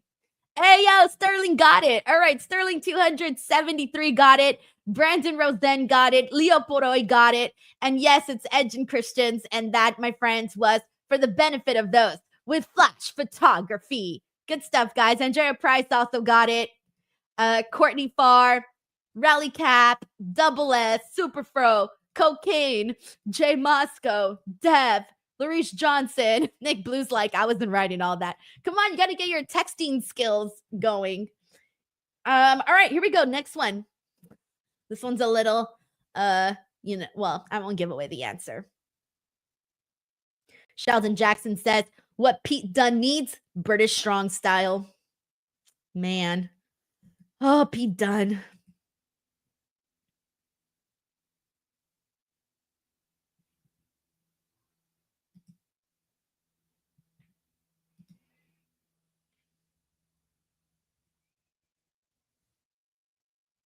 All right, someone got it. All right, a couple people got it. All right, Jay Moscow got it.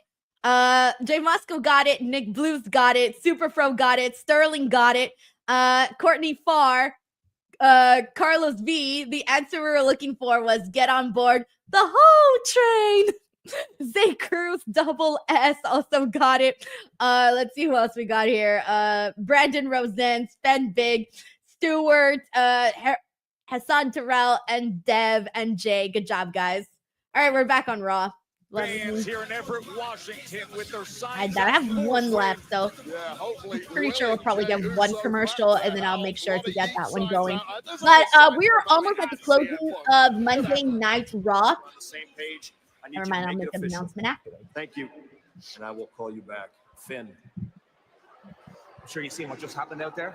Yeah. So the only thing I need to know is when is my title match? That's rich. It takes an act of Congress to get you to defend the championship you already have, and you want another title match? You're lucky the War Raiders aren't here tonight. He's not lying, though. He's not lying. The only thing I care about is when are you gonna stop letting Gunther duck me? Duck you. Funny enough, I talked to Gunther. He wants the match just as bad as you do, so it looks like you get your wish. Finn Balor versus Gunther for the World's Heavyweight Championship at Saturday night's main event. Oh, all right. Gunther Finn, Saturday night's main event. One more thing.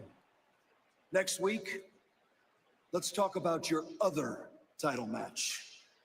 Oh, the tag titles that everyone forgets about because we always forget that they're tag team champions because they never defend it. And I also wish that Adam Pearce would do a situation where he bans the entire Judgment Day.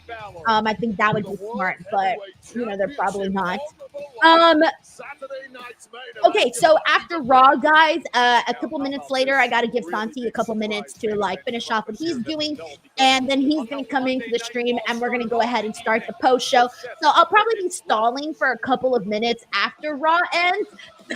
So chat, you guys are going to have to help me stall after Raw ends until we get Santi in here, and then we'll go ahead and begin the post show. So we'll make it work, guys. Again, this is the first time that we're doing our post show, so hopefully everything goes a-okay and we have a good time, and it's the start of a new era. So again, guys, for those of you who can't wait for the post show, that'll be happening afterwards.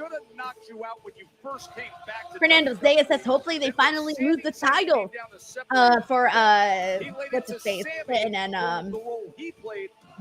JD. God, I even forgot. I'm like, who's even the other one who gets the other belt? Dude, I mean, we all thought that the War Raiders were going to win last time, and then to our surprise, it just didn't happen. So what can you do, guys? Hassan Batla, I agree with you. He says hopefully the Creed brothers. I have been a Creed brothers fan now for a very long time, so I cannot wait until it actually happens.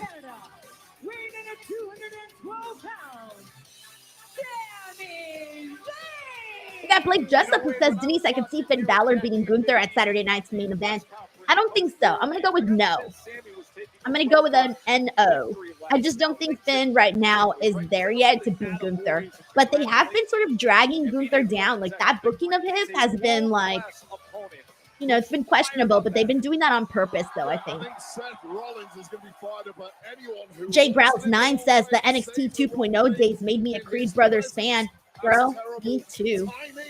And all of those things really sum up Sammy. Have a good day, JWK237. Thank you so much for hopping into the stream. Who can inadvertently push the buttons of anybody. Raphael Smith also predicts that Gunther will retain. All right, hopefully we have a nice, fun match here with Seth Rollins and Sami Zayn. Her last meeting was all the way back in November of 2023. That was for the World Heavyweight Championship. I love how everyone's chanting Sami Uso. He's not even Sami Zayn no more. He's Sami Uso. Literally, he's not even Sami Zayn anymore. It's like he got married and had to change his name. He's Sami Uso now. Man, Roman Reigns really is the hot chick, except he gets people to change his last, to get his last, no, not to get his last name, but to get the Usos last name. But it still counts. All right. We're back on a commercial break, everyone. Bailey Darley here says CM Punk should turn heel and be aligned with Paul Heyman. I think he will be. I think at this point, that's the favor that we're all expecting that he is going to ask of Paul Heyman. So I feel like that's a very strong prediction. Thank you so much, Bailey, for the super chat.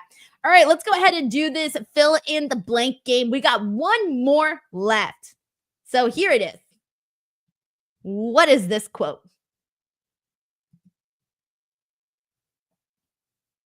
And hello to James Sotelo. Thank you so much for hopping into the stream. E24G says they should call themselves the New Day. That's funny. All right. Ooh, no one's got this one yet. Oh, someone got it. Nick Blues. Big Nick Blues got it. The answer we're looking for is pimpin' ain't easy. Nick Blues got that. Eon Crook got that. Juan Ortega got that. Andrea Price, Courtney Farr, Stuart Bridgman, Bailey Darley, and Jay Moscow. And also hello to Exadaboy. Exadaboy?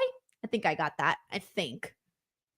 All right. Thank you so much for hopping in. And there you go. That was the last one that I've got for fill in the blank. So in the meantime, I think you guys know what time it is. Please, in the chat, if you guys know what time it is, please start putting it in the comments. You guys know what time it is.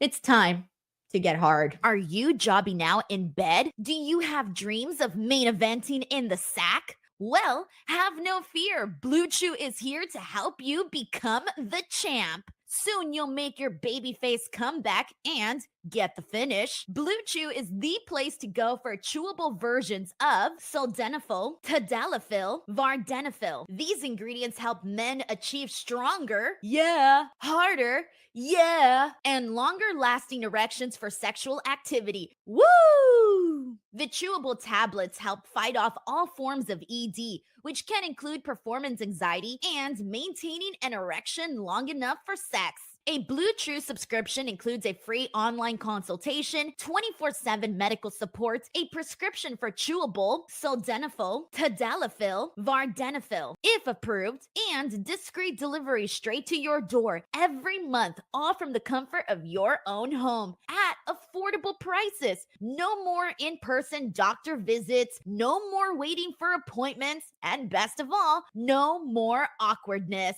So what are you waiting for? Head on over to the description box of this video and click on the link and make sure to use the promo code Denise. Alrighty, everyone, we are back here on the show. I love everyone's, you can always tell it's like I can always tell when it's everyone's first time watching the Blue Chew ad. It's always a good time, guys. Blue Chew is my biggest sponsor here on the channel, so please show them some love anytime you guys can. But here we go, we're back on Raw. Glad you're with us here on Seth Rollins, Night Raw. Sami Uso. Wade Barrett ringside here in Everett, Doing this. Washington. Another sellout, the 64th of the year for WWE. Our main event, Sami Zayn. LRGXP says, what a comeback story.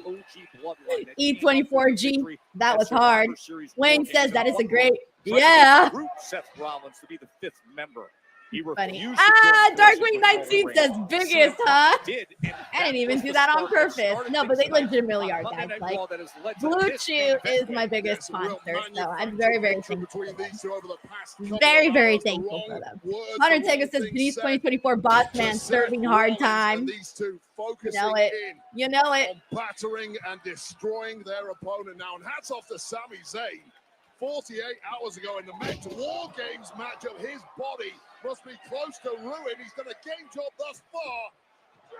He was looking for the power bomb, but instead blew thunder bomb the other way. It's always fun when we get to see guys like Sami Zayn and Seth Rollins, you know, get to just wrestle and have a straight match on the show. It's always very, very fun.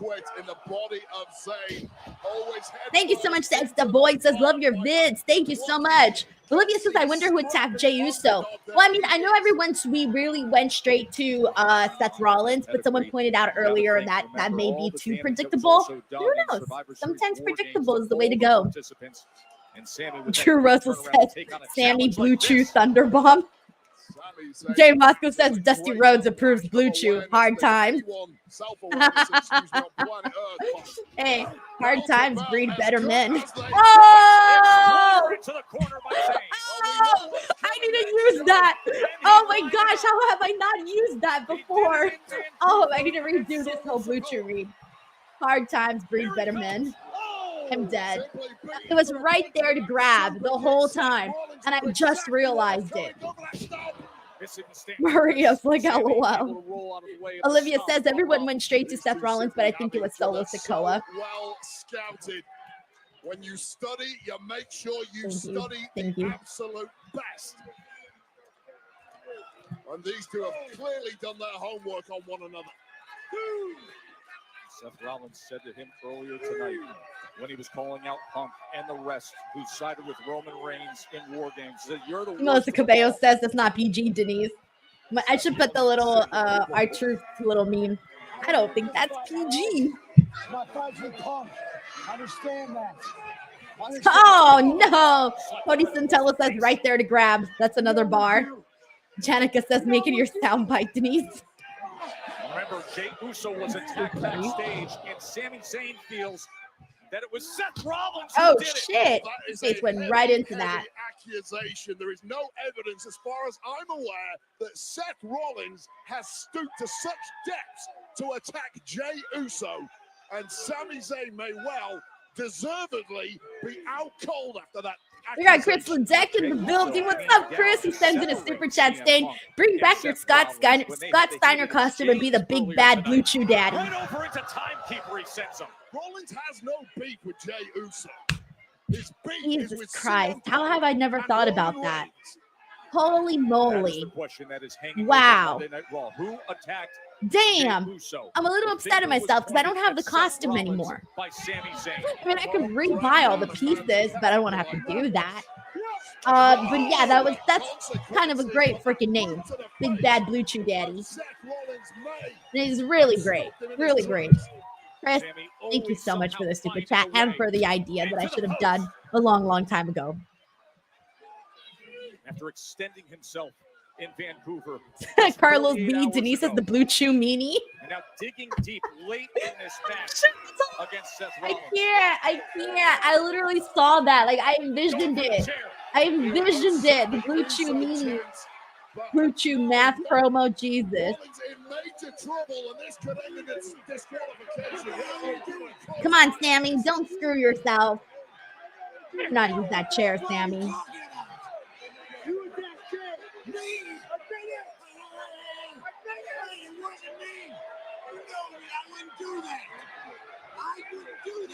Okay, so Seth's saying that he did not do the attack on Jey.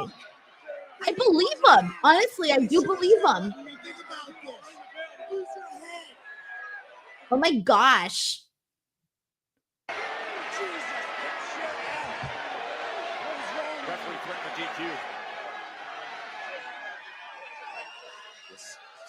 Seth Rollins just implied it may have been. Cody used to tell us, like, hit him. Accusations gone He didn't do it. That was dumb with him. There's a roll-up by Seth. Oh no! But then he just got beat in a roll with a roll up. He convinced him Sammy, it wasn't me who bro. attacked him. Here is your winner, Sammy. Seth freaking. Oh, I did not like how that made Sammy look. I would have wished they did like a little bit more, and then he could have gotten him with the roll up. But the fact that he went right into like, okay, I'm gonna drop the chair, and then he gets rolled up. Yeah, bro. I don't know how I felt about that ending though. Cocaine says, what if Sammy did it? Ooh. Brandon Rosen says, boo. Maria says, lame finish. Jay Growl says, don't want to see any more small packages. Use Blue Chew code Denise. Jay Growl. Holy shit. I'm going to have to screenshot that. I'm going to forget that. I can't forget that. I'm going to need that. Next time I should do like a creative meeting with everybody. But the next time I have to come up with a Blue Chew promo. I should have you guys write the Blue Chew promo, honestly. Seth Rollins pulling off a major W tonight. Sami Zayn doesn't know what to think. Man, what a weird ending. Like, Sami Zayn did so good in this promo earlier today, bringing up all of these really cold hard facts. Wait, it's Drew. Is it Drew? I think it's Drew. Is that Drew? It's Drew. It's Drew McIntyre. That's who did it. That's who did the attack. Yes, CM Punk's new friend. Drew McIntyre hates CM Punk. It all makes sense. Drew's back. I didn't think we were going to see him back until the Royal Rumble. I was not expecting Drew McIntyre to be back right now. You know me, I love Drew McIntyre, so good. Drew McIntyre, who literally had a really great year in his career in WWE this year. I really feel like he really just like things really just took off for him with that feud with CM Punk and just like everything and all the points that he brought up and just how fun that was and all the matches and everything. Oh man. All right, let me close the stream out. All right, so guys, wow. All right, let's get some reactions on what you guys thought about Drew McIntyre being the one. And just a friendly reminder that you are in the right place, by the way, for those of you who are just coming in. You are in the right place for the post show. I got to give Santi some time to come in. So give him a few minutes and then he'll be hopping into the stream. And when Santi hops in, we'll go ahead and start the post show. So we kind of got a lot to get into. This is going to be a very newsworthy episode of Monday Night Raw. So what a way to kick off this new era. So I'm going to stop for some time, guys, and then we'll go ahead and once Santi is ready, we'll go ahead and start this post show. So just give it a couple of minutes and we'll go ahead and get started. But in the meantime, send in your thoughts, send in your reactions, because I'm going to be pulling up what everybody has, what everybody is saying right now. We got Nick Blue says Drew hates CM Punk. Seth Rollins, the Bloodline, E24G. I am in agreement with you where this is Drew's best year. We have Hassan Batla who says Drew versus Gunther could feed families. Leo Poroy says, I feel this was a heavy show. Olivia says Drew just attacked Sammy. That was crazy. Zeno Hour thought this was a great Raw. I really did think so too. I thought this was a very fun show. It was a very good follow-up to a pay-per-view that had some mixed reviews. Survivor Series did have some mixed reviews, but I thought that this follow-up of Raw really kind of got us like back on track and whatnot. So Fernando, thank you so much for sending this in. We got Sevi Mini who says finally Raw has some star power. Yeah, we got everybody's all in, you know. There's not really anybody that's missing. At least I don't think so. And if there is, I'm sorry if I forgot about them. But we got James Sotelo here who says Drew will be the next champion. Let's see. We got Night Lord Jagan who says Daddy Drew is back. We got Rally Cap here who says crazy episode. Braden Matthews, thank you so much for hopping in. Mike says, what a Raw for your first post show. I know, right? And for those of you guys who just hopped into the stream right now, we will get started in a couple of minutes. Santi will be here in a bit. Drew Russell here says Drew's Blue Chew promo probably mad it didn't work for him. Fernando Zaya says Raw was a total 10. Melissa Cabello says love Drew. Blake says Denise, I love Drew. Rafael says a very interesting show tonight. Tater72 says this Raw felt like a Raw after WrestleMania. Joseph Boza says, do we stay here, Denise? Yes. If you guys are here for the post show, stay here. As soon as Santi comes in, this will turn into a post show. I just got to give him time to finish his own thing before he hops on here. So this is me stalling. Actually, I should put that in the banners. Hold on. Because there's going to be people just coming in that are going to be like, where the hell is this post show? Why hasn't it started? I am stalling, waiting for Santi. All right, there. All right, now everyone knows what's going on here, so I won't have to say it a zillion times. All right, we got a couple of super chats that I'm going to pull up right now. Let's see, where did I last leave off? This is from Steven Martrulli here, who says Drew versus Jay or Sammy will be hot. Dude, I mean, the possibilities are getting even bigger now. I know when we think about WrestleMania season, we're thinking about all of these big players like Rock and Roman and Cody and Punk. But truthfully, this year with Drew McIntyre was so freaking good. Like he was, I would consider him like maybe like MVP of Monday Night Raw. I don't, for 2024. Maybe it's debatable. I don't know if you guys agree or disagree that Drew McIntyre could be Raw MVP. Let me know, because I'm trying to think. Like, I just feel like he did so much, really kept CM Punk relevant, really kept the feud going, considering that it lasted 10 freaking months. And then on top of that, like, CM Punk was gone. Like, he was injured. He wasn't on all the shows. So Drew McIntyre also deserves his flowers too. And it was also perfect timing because Drew McIntyre, signed a new contract, and it was very, very well deserved. So yeah, thank you so much, Stephen Marchulli, for the super chat. Terrence Johnson says, with Drew being back, it was Drew who attacked Jay. And we got Bailey Darley, who says, feels like Raw after Mania. And guys, this is happening. Okay, hang on. I can't it. hear you, Denise, by the way. Oh, why can't you hear me? It might be me. It might be me. Hold on. There's a good chance it's me. Okay, it might be you, Santi. I can hear you. Let me take off my banner here, by the way. All right, guys, give us a second while Santi figures my that chat out. can hear you, apparently. Oh, so everyone can hear me. They can hear you. Okay. Oh, good. I was scared. I was Growing like, no, pain. All right, just give me a second. We'll sort this out. All right, give Santi a second, guys. And in the meantime, let me get into these super chats here. We got Terrence Johnson, who says, with Drew being back, it was Drew who attacked Jay. So excited about this. Bailey Darley, feels like Raw after Mania. I love that a bunch of people are saying this because it's keeping people excited. Again, coming after Survivor Series, we kind of needed this Raw. So good stuff all around. And we also got D. Martin, 5th here, who says, longtime viewer of you, love the New Day story.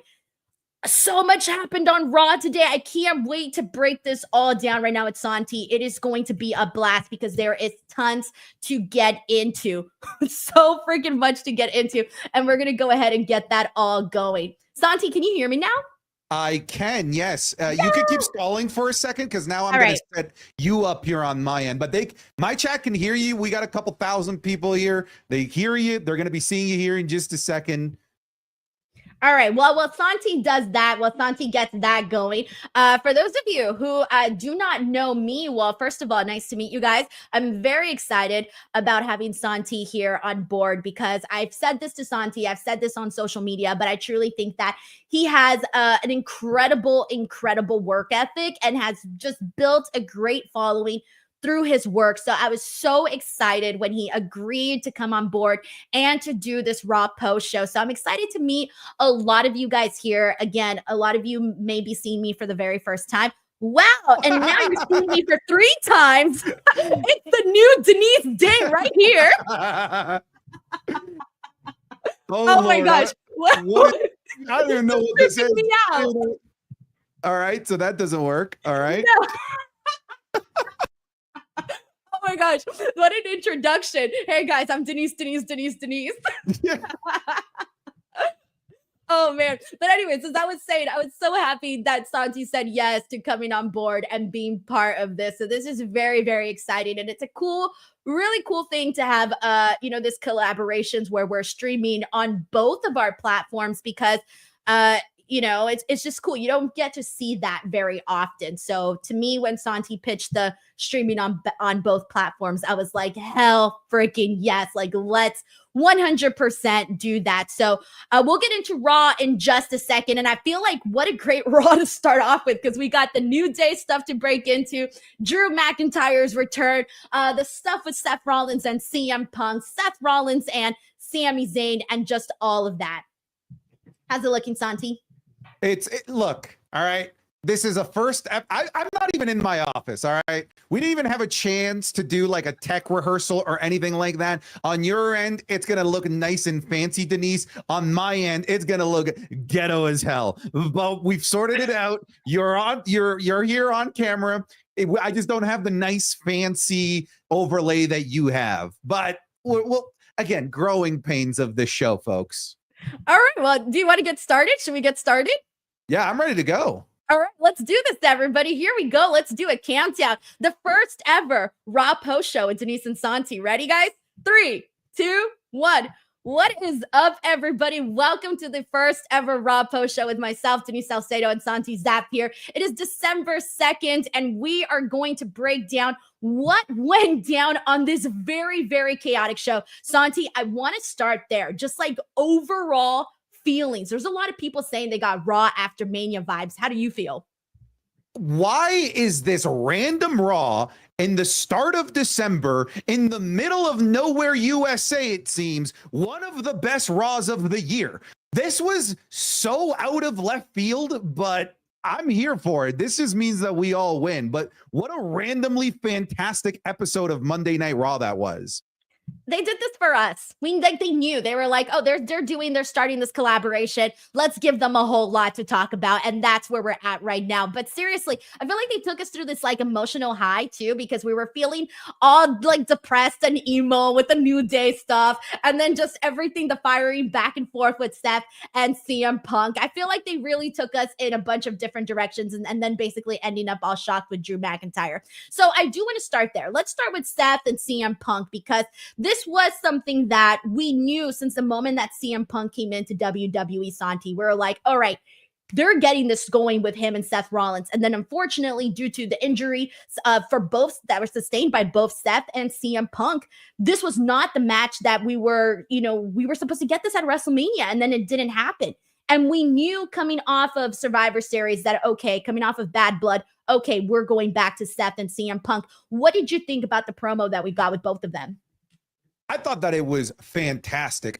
To be fair, I felt like once Sami Zayn was added to the promo, it added so much more depth and so many more layers to the entire storyline, because it really isn't just about Punk and Seth in a vacuum. There's so much more to the wider world that they're involved in, the whole bloodline stuff, the Sami Zayn stuff. Who knows? Maybe the Kevin Owens stuff will get involved. We have the return of Drew McIntyre. So there's just so many different points that they can hit with this feud, with this storyline, that it almost feels like they do need all of this time to build up to WrestleMania. Because some people would say that this is early, but this is such a large storyline that involves so many in-depth layers that it does make sense that they're starting it now. And it started last year at this exact same time. But like you said, the injuries prevented from that storyline fully playing out. It prevented us from getting the match. Fingers crossed that's not the case. But we're in for one hell of a build for this WrestleMania match. I'm assuming at least it's going to be a WrestleMania match. I can't see it not being that.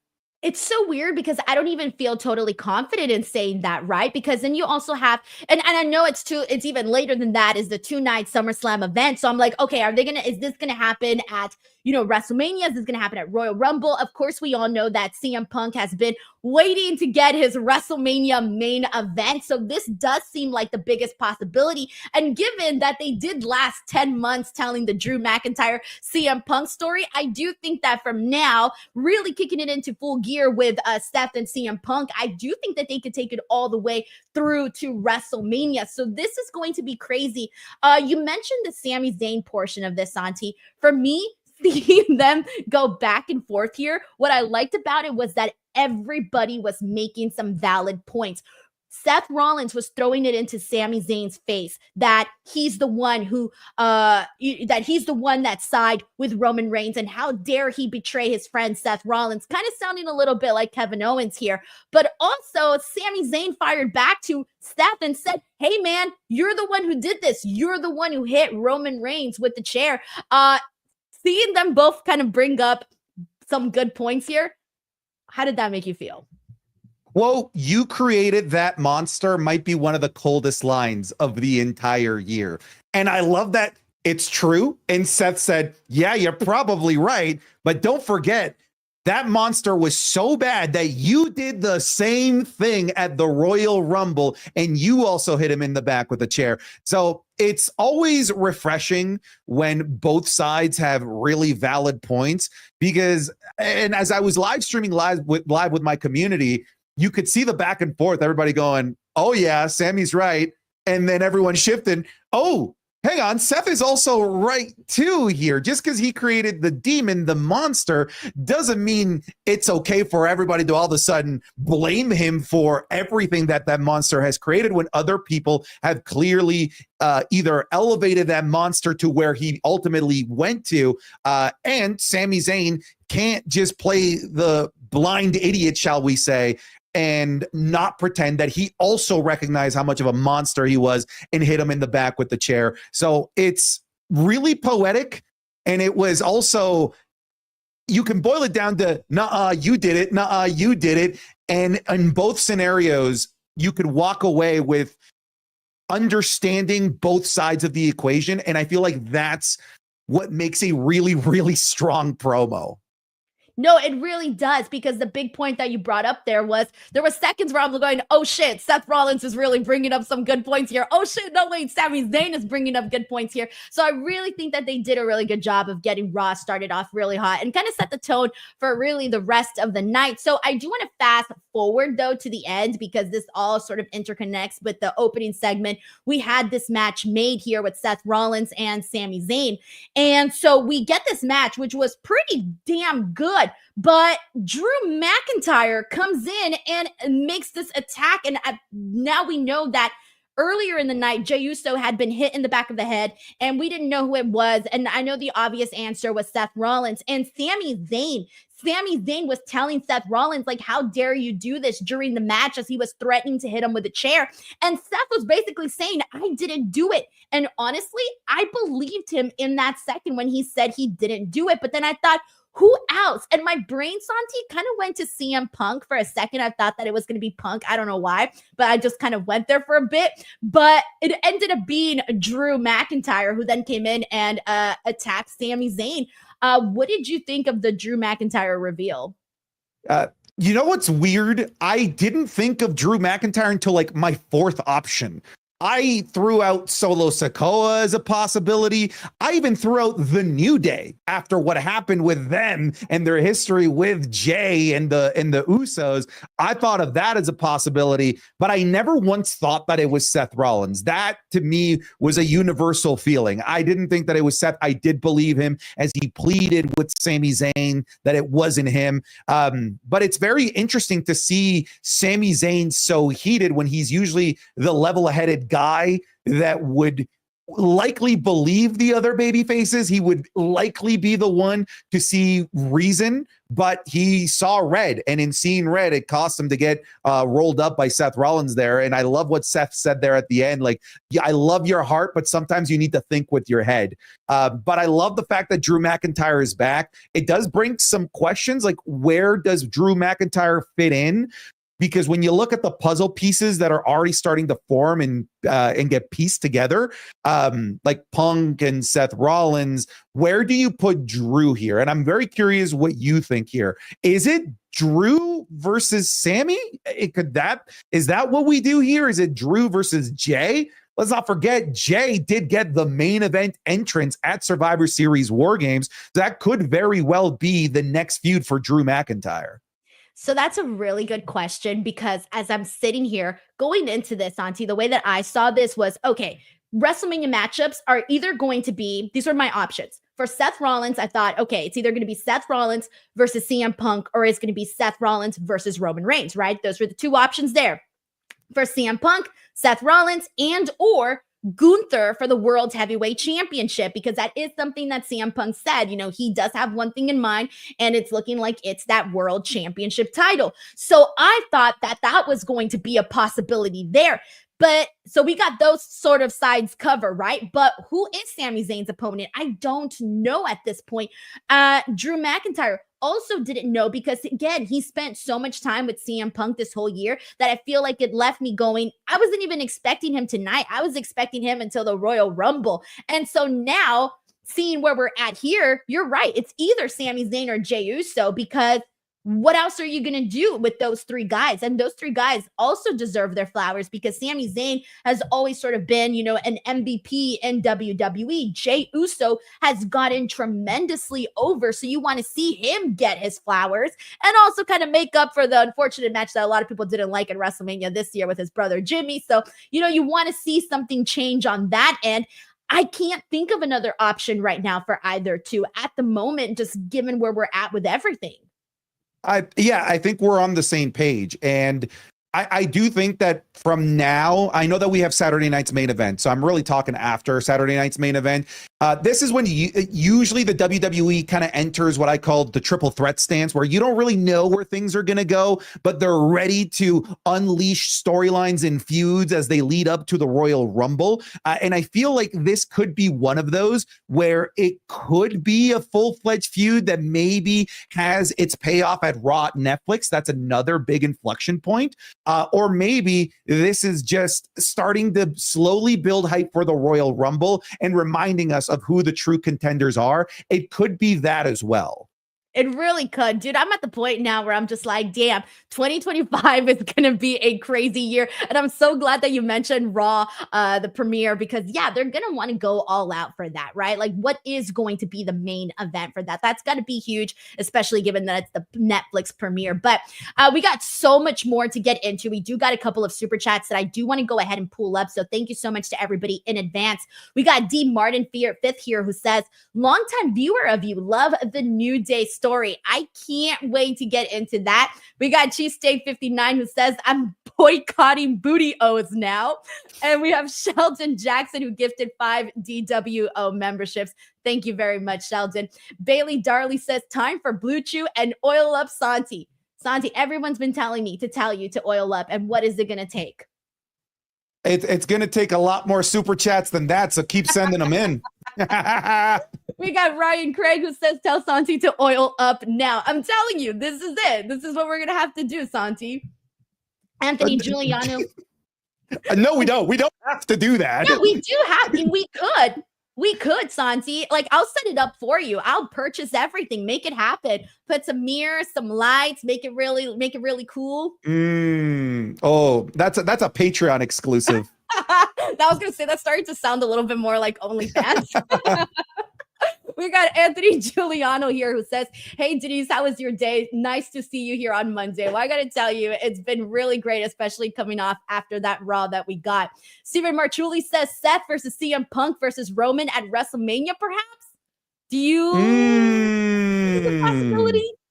Seth versus Punk versus Roman, there is still that favor that is looming. And something that we didn't point out, Denise, is that this segment started with Punk pointing at the imaginary WrestleMania sign, talking about the thing that people said he couldn't get, which we all know it's the WrestleMania main event. Maybe that's the That's the favor. That's totally the favor. Helping Punk get the WrestleMania main event. Denise, I've cracked the code. I'm telling you.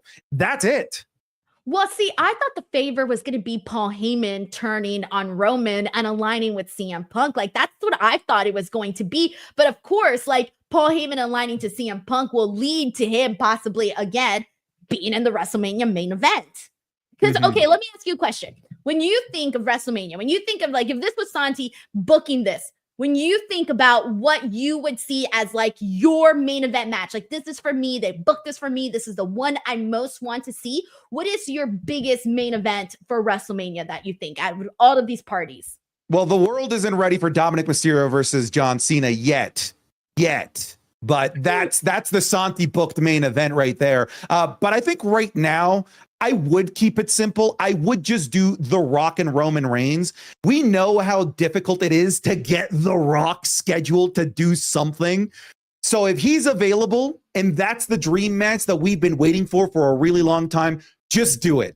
Just do it because we won't know when it'll become available again because of The Rock's ridiculous Hollywood schedule. It could be another 5 years before The Rock becomes available for a Mania main event. So if it's there, take it. If it's not there, then I kind of love this. I kind of love Punk, Rollins, and CM Punk. There's just so much history there with the creation of the Shield, the involvement of Paul Heyman, the hatred on screen and real between all of these guys.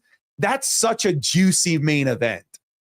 Dude, okay, because when I think of my pie in the sky, I think, and it's obviously what we were teasing, they were teasing a whole lot on SmackDown right before Survivor Series, was CM Punk and Roman Reigns. But to me, like, that's the biggest money match that WWE can do. But I do think they might be saving that more towards SummerSlam, and especially with them shaking hands at Survivor Series, it feels like, all right, we're on the same page for now. So even though that to me is the biggest match that I believe that they can do, I still don't think that's going to happen at WrestleMania. They might do it at SummerSlam. But let's get into this. Bailey Darley here says New Day was the best thing on Raw. So let's get to it. Damn. All right. We all knew what was going to happen. right. When I started, freaking damn. Yeah. When we found out that they were going to be doing the 10th anniversary celebration of the New Day, there's a lot of speculation, right, for weeks now. Is Xavier Woods going to turn on Kofi? Is Kofi going to turn on Xavier Woods? What side were you on first, Santi? Were you on Xavier or were you on Kofi? Or did you see what happened today coming? Okay. No one saw this coming. If anybody in the comments section is typing, yeah, I totally predict. No, you didn't. You're a liar. Just admit it. You did not see both of them turning heel and berating Big E. That was on no one's bingo card whatsoever. I actually thought that they were going to swerve us and it was going to be Kofi that turned heel, shall we say. But this is not what I was expecting. Something that I said to my chat during the live watch along was that this was the quintessential monkey's paws wish. Do you know what a monkey's paws wish is? Right. When you wish for something and it comes true, but then you get something bad in return. Everyone wished, I hope the New Day doesn't break up and I hope Big E returns. We got it. We got all of those things, but we got it monkey's paws wish style with the return of Big E, who wanted to be a manager and was ready to make his full on-screen return, only to get annihilated verbally by both guys who united, and I guess the New Day's still a thing, and destroying the hearts of not just Big E, but everyone at home. So we got what we wished for, the New Day not splitting up. We got the return of Big E, but monkey's paws wish style. And I personally did not see this coming at all. This was brilliantly executed.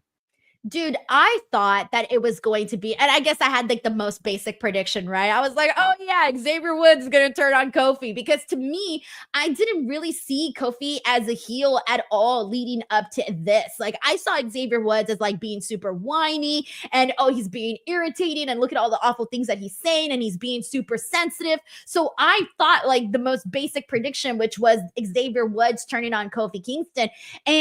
But here's the thing, we should have seen it coming, Santi. And you want to know what the biggest signal to me was?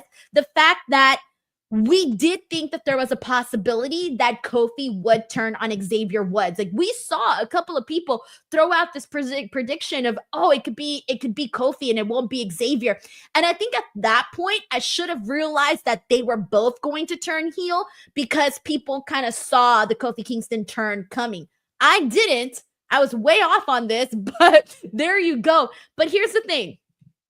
Big E goes out there, and we haven't seen Big E come out on TV like this. Obviously, he's doing like pre-show and post-show panels and things like that. But to be on Raw, it's been a while. So he comes out, Santi, and you're seeing him like look at all the people, and you can tell like he's really missed having that point of view to get to see this entire, this entire audience. And he gets in there and he reminds them of who they are, and then they basically tell him, you ain't shit, your neck ain't shit. And they really said, it doesn't matter. But so what that you broke your neck? Stone Cold Steve Austin broke his neck. Kurt Angle broke his neck. And they all came back and did their thing. And in that moment, when they said you broke your neck, so what?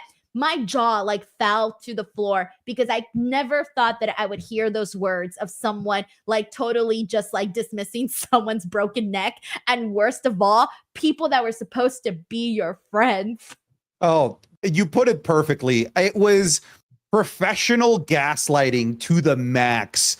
And it was two gaslighters teaming up to gaslight one dude who was just defenseless really at that point.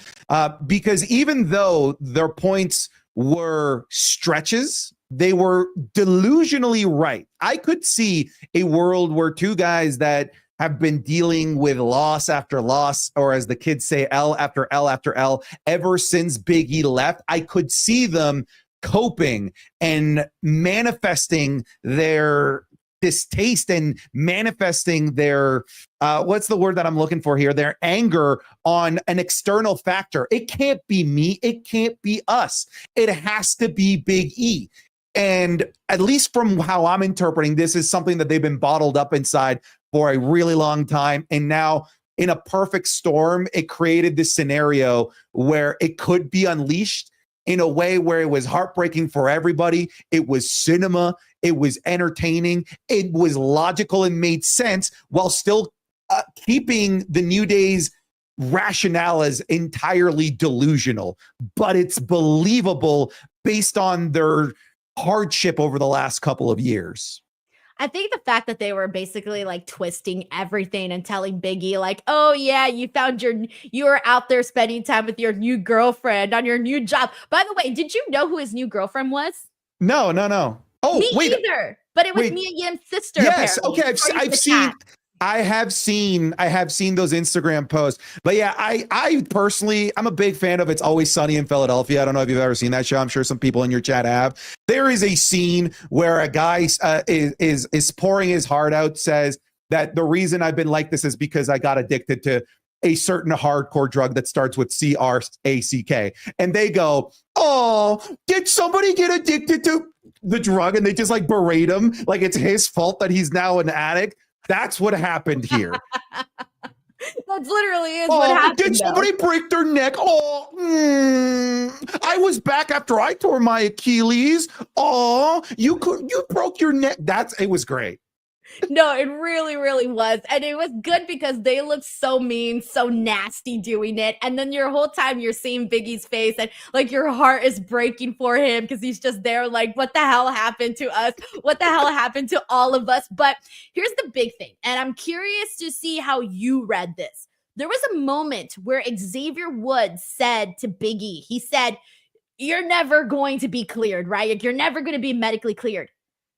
Now, I don't know if you felt the same way I did, but when he said that, I thought, does that mean he actually might be cleared down the line? Like, is there a possibility that could happen? Because I feel like him mentioning that kind of made me think that he might be cleared, but I don't know if that's just wishful thinking.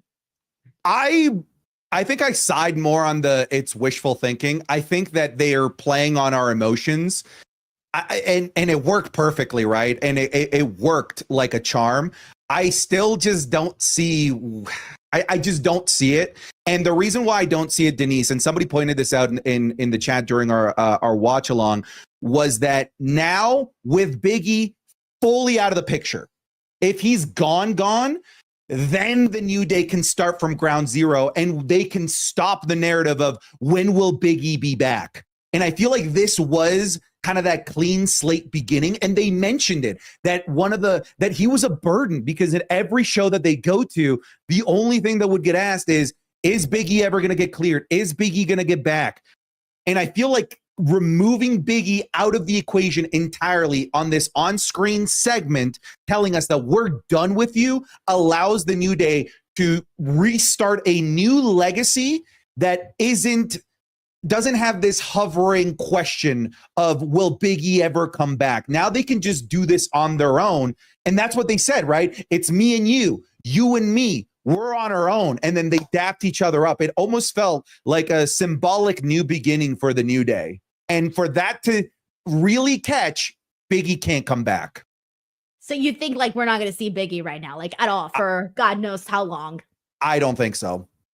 Oh, it breaks my heart. But like, look, again, wishful thinking. I'm like, oh, maybe that's them telling us there's a possibility. But realistically, come on. Like, this is a serious issue. This is not just, a broken finger or whatever. Like, no, this is a neck injury, and we just can't be all like, everything can't be a fairy tale ending, which is unfortunate. But I guess part of me will still have that wishful thinking, but I think you're right, Santi. I don't think we're going to see Big E for a while, and that's very unfortunate, but that's where we're at. In regards to the New Day, though, we're going to have to see some aesthetic changes, right? It's not going to be all colorful and pancakes and bootios and things like that. Do you think we get a name change, though, or do you think there's still going to be the New Day? Because there's still going to be a New Day. It's just not going to be the positive New Day that we've been used to. I just don't have the creative bone in my body to think of what a new name could be for these guys. So I'm going to lean towards they're probably going to keep the same name. There's just a lot of marketing power behind that name. Just so much legacy as well. But maybe, with the removal, like symbolic removal of Big E, it might warrant a new name to really demonstrate that this is from ground zero new beginning for both Kofi and Xavier Woods. So the more that I kind of talk about it out loud, the more I'm leaning towards very likely that they do have a name change. And of course, they have to have a gear change as well. They love their anime, too, right? Yeah, they gotta have new music. They love their anime, so I wouldn't be surprised if we have more anime villain vibes to their attire. I don't know if your chat pointed it out to you, but a couple of weeks ago, Xavier Woods dressed up as an anime villain, Goku Black, which is a horrible villain from a very famous anime, Dragon Ball Super. So maybe we start seeing them kind of lean more towards that type of attire. Man, so I did see that because people were throwing that name in there. I don't know nothing about video games. I don't know nothing about anime. So when people pointed it out, I was like, oh, thank God that people got that, because I would not have known. So I got your back. I got your back. You. Moving forward, I will be what the internet calls a weeb. That is an anime. It's called a weeb, an anime nerd. So I'll catch the references for you is what I'm saying. Okay, so you're a weeb then. And it's but it's not insulting to call someone a weeb?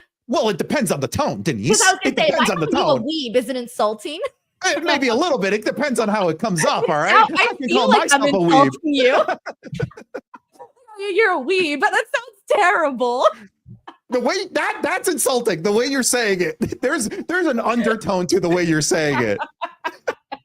I just learned weeb today, guys. You learn something new every single day. Alrighty, let's go ahead and continue on with these super chats. We got Joe Compton here who says CM Punk acted like he was pointing at the Mania sign and said there was multiple ways to finish his story. Possible Cody versus CM Punk at Mania. I'm gonna say no, only because, hear me out, I think it's gonna be Cody Rhodes versus John Cena at WrestleMania. Ooh, you think Cena wins one of the Rumble or Elimination Chamber? Possibly. Only because if you recall, I think it was on the Pat McAfee show, right? Where Cody Rhodes went out there and he had said oh yeah, I have big plans coming up in store for me for WrestleMania, right? And I think that went to everybody's head was, okay, it's going to be The Rock, right? But now I'm not so sure. I'm trying to think of what would be such a big, WrestleMania match for Cody Rhodes as well as John Cena. I think it could be Cody John Cena. So that's the only reason why I'm kind of sticking to that and assuming that that's going to take place.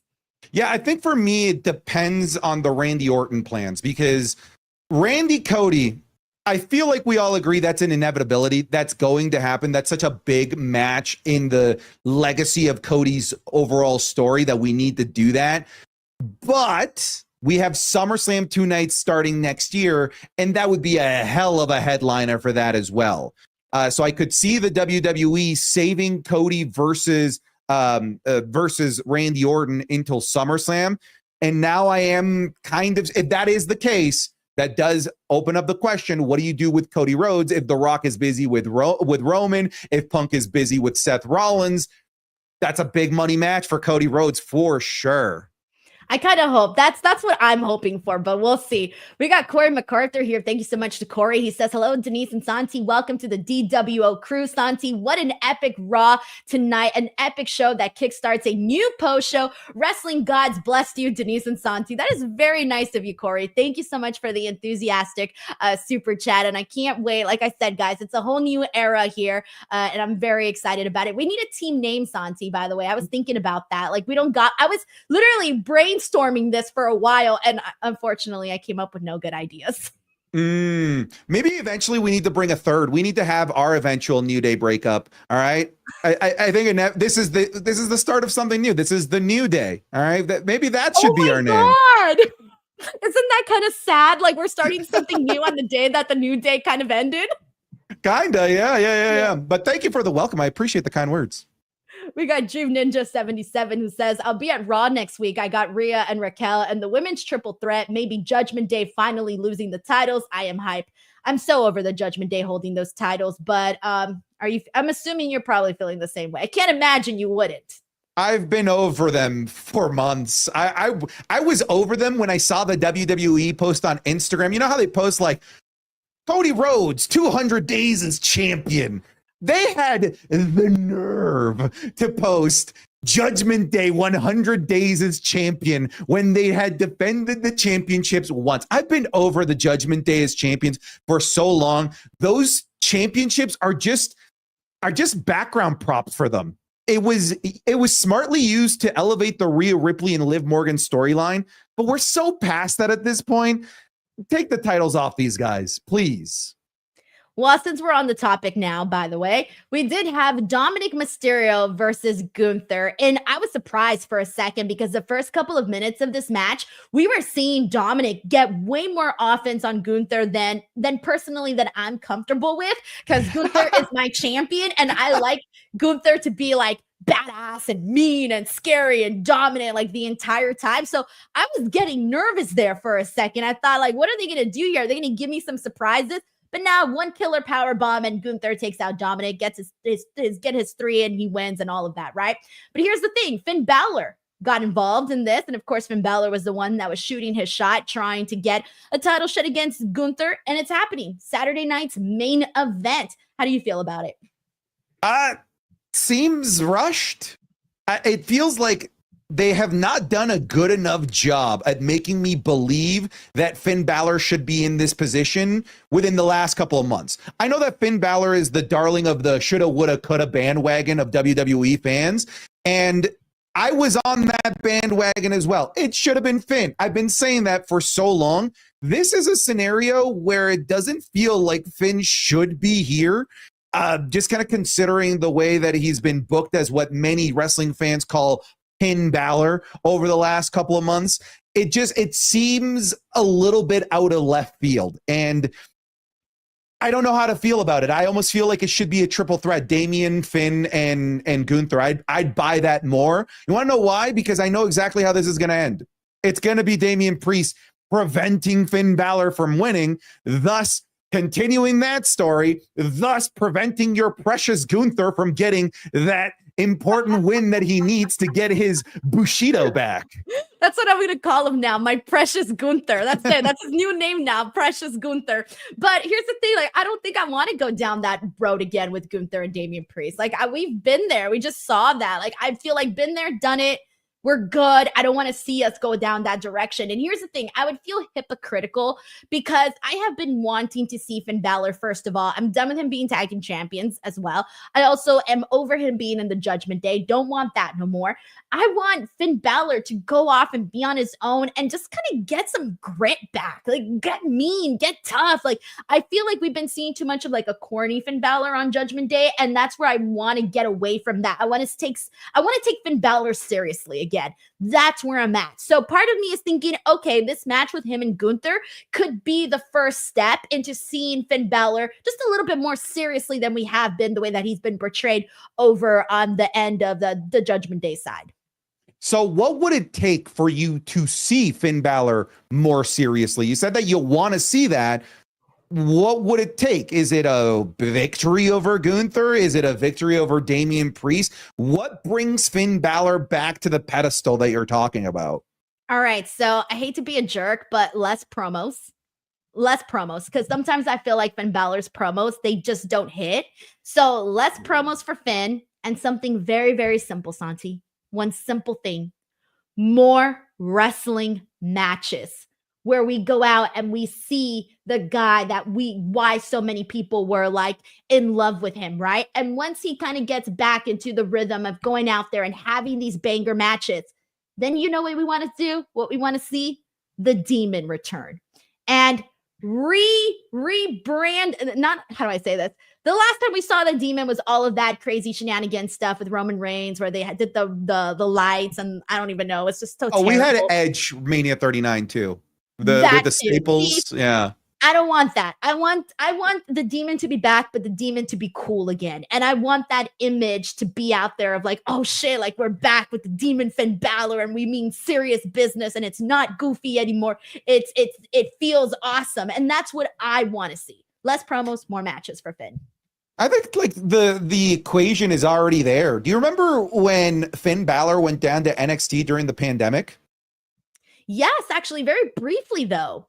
Give me that. Like, that guy was a bad dude. I love that Finn Balor. We've never gotten that Finn Balor on the main roster. That is a dude I believed was a bad man. And then if you, like you said, if you rejuvenate that Finn Balor and then you tack on the Fiend as like the cherry on top to this rejuvenated version of Finn Balor, I think I would buy in as well.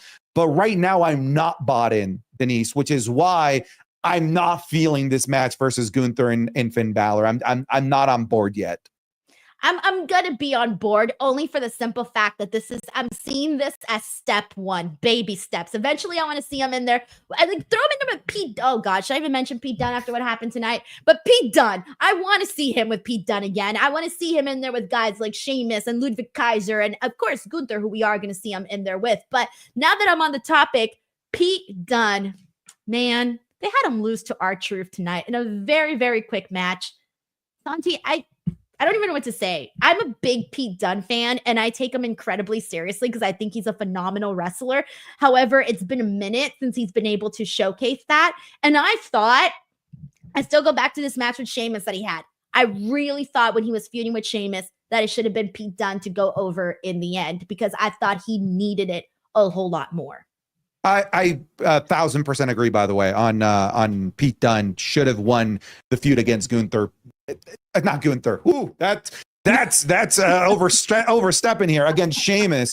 I mean, Sheamus beating Pete Dunne didn't do anything for him, but Pete Dunne beating Sheamus would have elevated him for sure to perhaps being a mainstay of like that top mid card. But now, like, this is a struggle. I mean, I guess he's getting a reaction, which is good, but it's not the greatest type of reaction to get with people just like chanting the name that you don't like. It's literally Cody Rhodes, Stardust hating being called Cody Rhodes all over again. It's just the same thing. And I was happy when we moved forward. When they were like, oh yeah, he's done being Butch and he's Pete Dunne again. Like, that felt good. Yeah, this gimmick, if that's what we want to call it, you can't scale off of that. Where does it go from there? I think it's a dead end to just being relegated to R-Truth comedy matches. It can't get elevated beyond that. So we need to move away from that. I'm not on board with this "don't call me Butch" story arc. Yeah, we're like getting over it already. So let's move on. Alrighty, we got Terrence Johnson here who says, when Finn said title, I said your tag team title, idiot. That's true. Like, he's out here not even defending the tag team titles with Adam Pearce brought up. And it's like, come on, you know, that is exactly like, first defend those and then let's start talking about you doing something else. But it kind of feels like maybe they might be stalling for Gunther. I think they do have some big plans for him, but it's probably just going to take a second. So that's why we're finding him in these rematches with Damian Priest. That's where we're finding him in this thrown together match with Finn Balor. So that's probably why. But we got Soundwave 80s here who says, have you ever heard of Gimme a Break show with Nell Carter? No. Have you, Santi? No, never. No. Sorry, Soundwaves 80s, but thank you so much for sending in the super chat, and I will look at it afterwards. We got Matthew Haynes here who says, do you think Triple H keeps Priest in the picture for a triple threat lead up or stay on the path of Finn versus Gunther? Well, you said it right now, Santi. You think he is going to get involved. It's just going to be roles reversed of SummerSlam and what we just saw at Survivor Series. It's going to be Damian Priest costing Finn Balor the match. I'm so certain of it. Like, that one to me is just so clear that that's where it's going to go. Man, I can't argue with you. You brought up some good points on that. We got Brandon Rosen here who says, good evening, Team Zapsado. Nope, don't like it. All right, it's out. Sorry, Brandon. He says, loving this new tandem. Can't think of a better Raw to kick things off for you guys. Honestly, though, this kind of fell into our laps very, very nicely. So I'm happy to. Thank you, Triple H. All right, we got X Areola 1040 here who says, finally, the best of both worlds, 100 reviews. Thank you so much, man. I really love how excited everyone is about this new collaboration. We have Bailey Darley here who says, chemistry is brilliant. Love you both. Thank you so much, Bailey. It's very kind of you. Anthony Giuliano says, did Seth and CM Punk go off script? Because did you notice CM Punk was struggling to punch Seth in the face? CM Punk kind of hugged Seth and took him down. The brawl, it didn't necessarily look as hard hitting as some other brawls that we have seen. We did see that Punk kind of got his nose busted open. I wish they would have showed us a closer shot of that, but you could see it from like far away, Santi. Oh, I missed that. I didn't notice. He had like a bust like right here, like he was okay. red. That actually helps because it was a goofy looking fight. Especially when we look at like some of the crazy brawls that we've gotten on Monday Night Raw. That was goofy. There was a moment where like CM Punk's first swing looked like the weakest, slowest punch that I've ever seen, and it missed by like the first one missed by like 4 miles. Yeah. It was a bad brawl. I chose to ignore that, Santi. I chose to ignore it. I saw it and I was like, I didn't see that. I did not see that, because you should know I'm a big CM Punk fan. So for me, like seeing that, I was like, I didn't see it. I'm blinded to that. But yeah, I saw it, unfortunately. Bailey Darley says, fun fact, Finn was the first Universal Champion. Yeah, and he was also, unfortunately, the shortest reigning Universal Champion, which was unfortunate because, you know, he got injured in that match where he won the title. Thank you so much, Bailey. We got Nell D who says, we need NXT Finn and with the Demon for big matches. Thank you. Yes, that is exactly my vision of what I want to see culminate with that.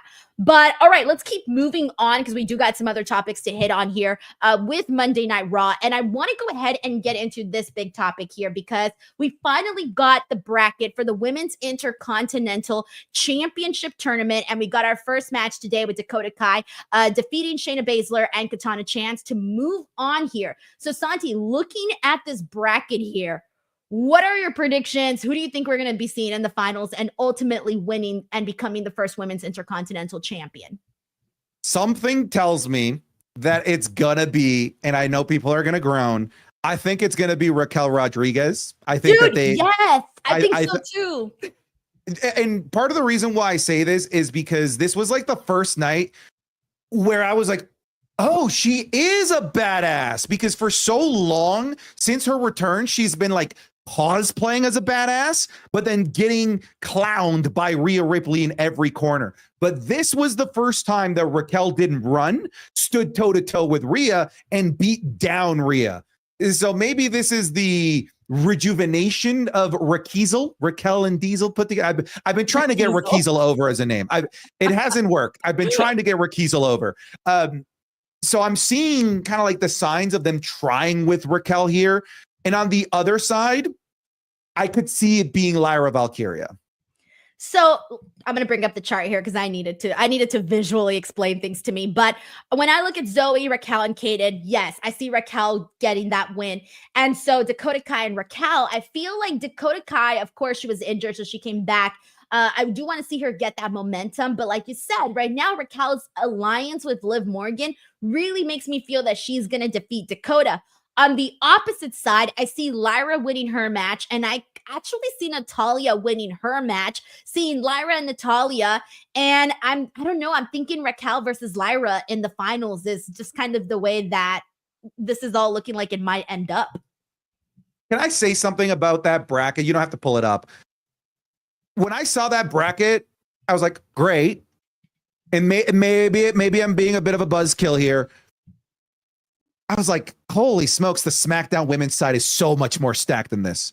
So much more stacked. And this brings it into like a stark, like reality, finally like getting that visual where I'm like, ooh, yeah, the SmackDown women's division kind of clears this.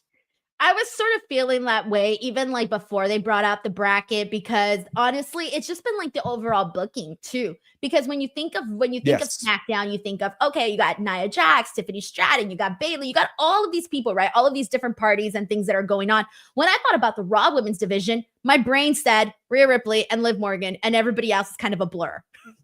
You're actually bringing up a really great criticism of Monday Night Raw over the last several months, which is that the women's main event scene and in tandem, the women's world title has been stuck in a vacuum. I've been saying this term for quite a while, which is just Rhea Ripley and Liv Morgan. And that means that world title has not been used to elevate the rest of the women's division. And unfortunately, it seems like it's left up to the newly minted Women's Intercontinental Championship to do that job, while the women's world title is like held hostage over here by this never-ending feud. Yeah, they didn't have any challengers for them, really. That's why, like, when you said, like, okay, when you say, okay, who's next, for example, for Rhea Ripley, I'm gonna be like, oh, I got no answer for you. I can't even think of an answer. And then you ask me the same thing about Liv Morgan, I'm gonna be like, I don't know. I got no answer. So it's unfortunate, but I do hope, and I think that's been my what I want to see with the Intercontinental and both the US title. I really do want to see that be that stepping point for whoever it is that's, struggling in the low mid card, to try to get them up and above to eventually become those challengers to the champion. So I'm looking forward to seeing what they do here. And I really think that, who knows, maybe once we get some more of the NXT women up over on Raw, maybe we'll start to see a little bit more of a new gear kick in, right? Like a refresher for the women's divisions, particularly for Raw women's division. I think we're on the same page here. It's just it's a shame that the women's division has been put kind of on ice for so long, unless your name is Liv Morgan and Rhea Ripley. It's nice that we have Io Sky entering the picture. I almost want her to win just because we can get that title out of there to actually elevate the rest of the women's division. Because let's face it, this Rhea Ripley Liv Morgan feud, it's at the point where it doesn't need the women's world title anymore. They've spent so much tender love and care on this feud that I'm down to see Rhea Ripley versus Liv Morgan tear each other apart without the title necessarily being involved, while at the same time, in a parallel world, Io Sky is carrying that championship and actually defending it with the rest of the women's roster on Monday Night Raw. Damn, honestly, I don't know, because look, you make some great points. Does it need it? It's gotten very personal between Liv and Rhea.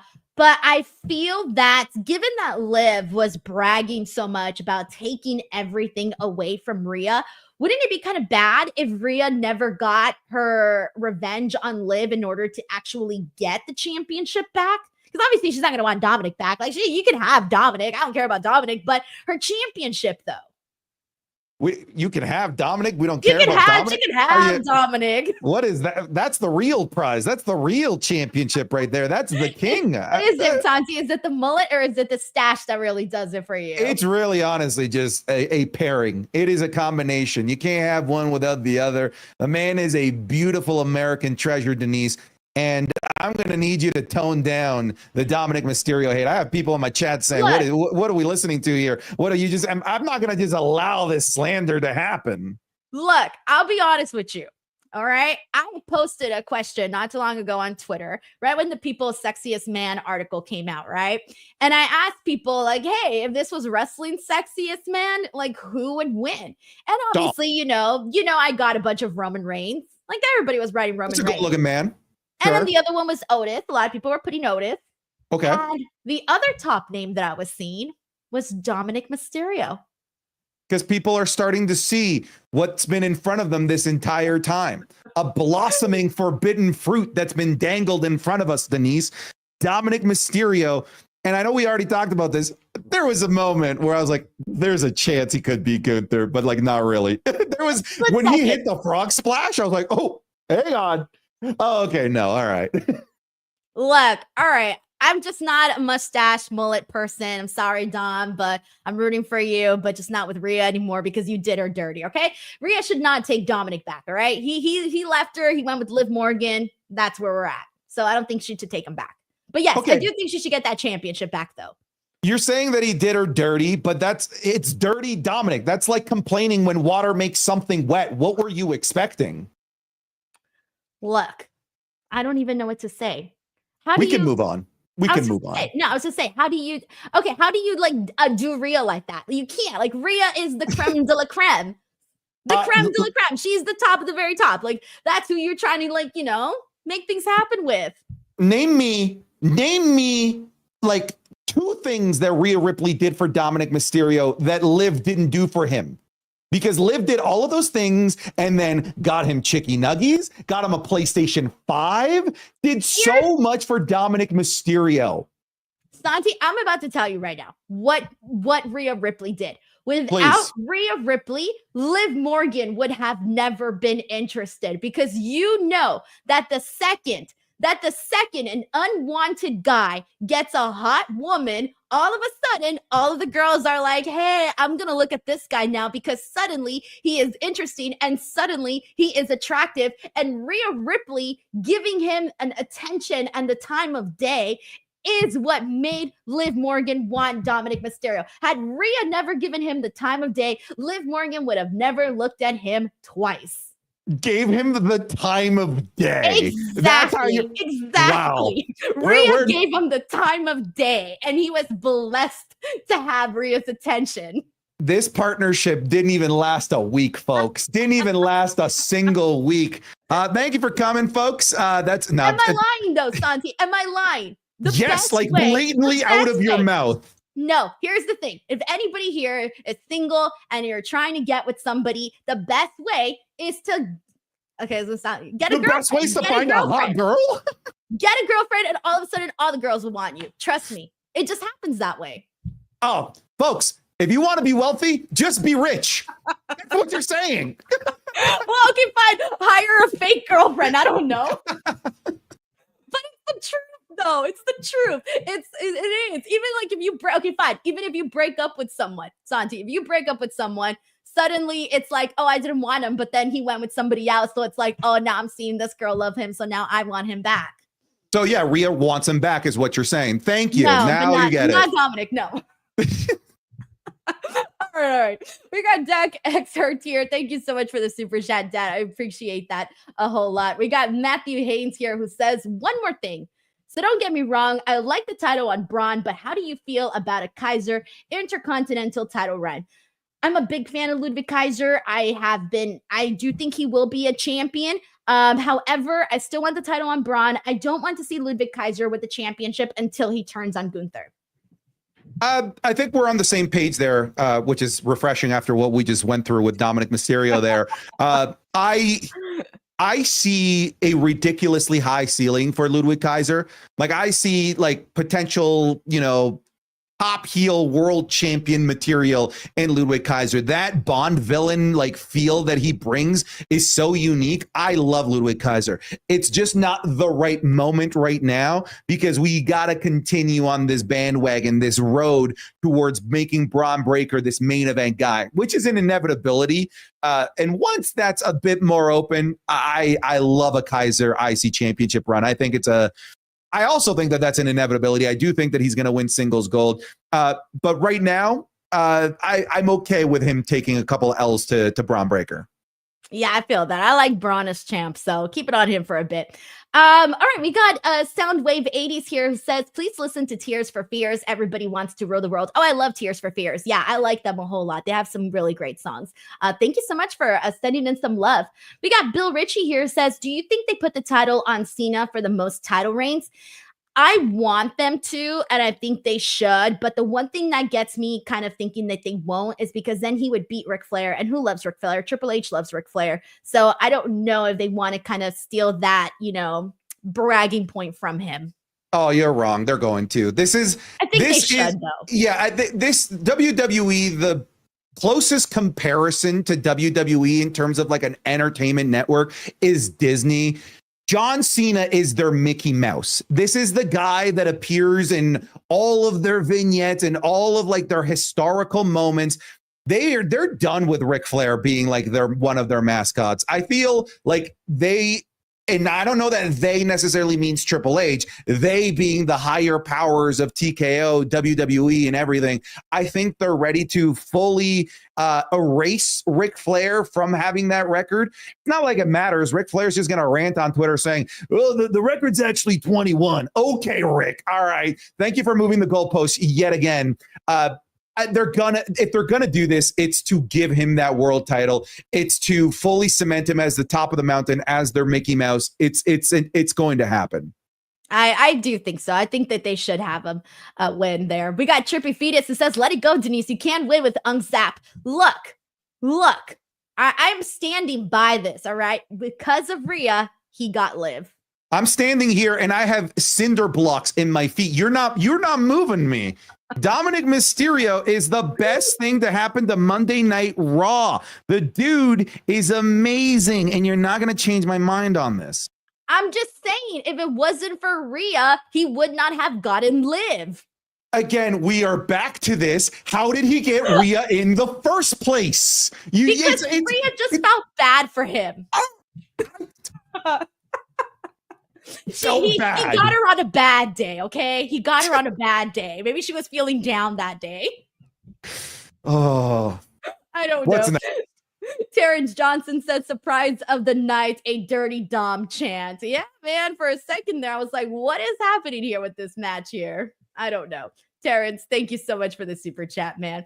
All right, today we got one more thing to talk about, and that is Karrion Kross calling out the Wyatt Six and basically declaring he wants to see them next week on Raw, and that match between the Wyatt Six and the Final Testament has been made for next week. Any interest in this? Huge interest, and what a bummer that they aren't getting a bigger stage. I thought that this could be a great feud to stretch out to Raw on Netflix or Saturday night's main event. The Wyatt Six seem to be allergic to PLEs. They won't showcase them on there. Like Bad Blood, an October spooky month, blood-related PLE. You're not going to have the Wyatt Six make their awesome entrance on there? A little bizarre. I don't know why they won't give them the big stage. I feel like the storyline is worthy of it. And, we're not asking for a lot. Like, we're asking for a 10, 12-minute match on a PLE. It's Saturday night's main event.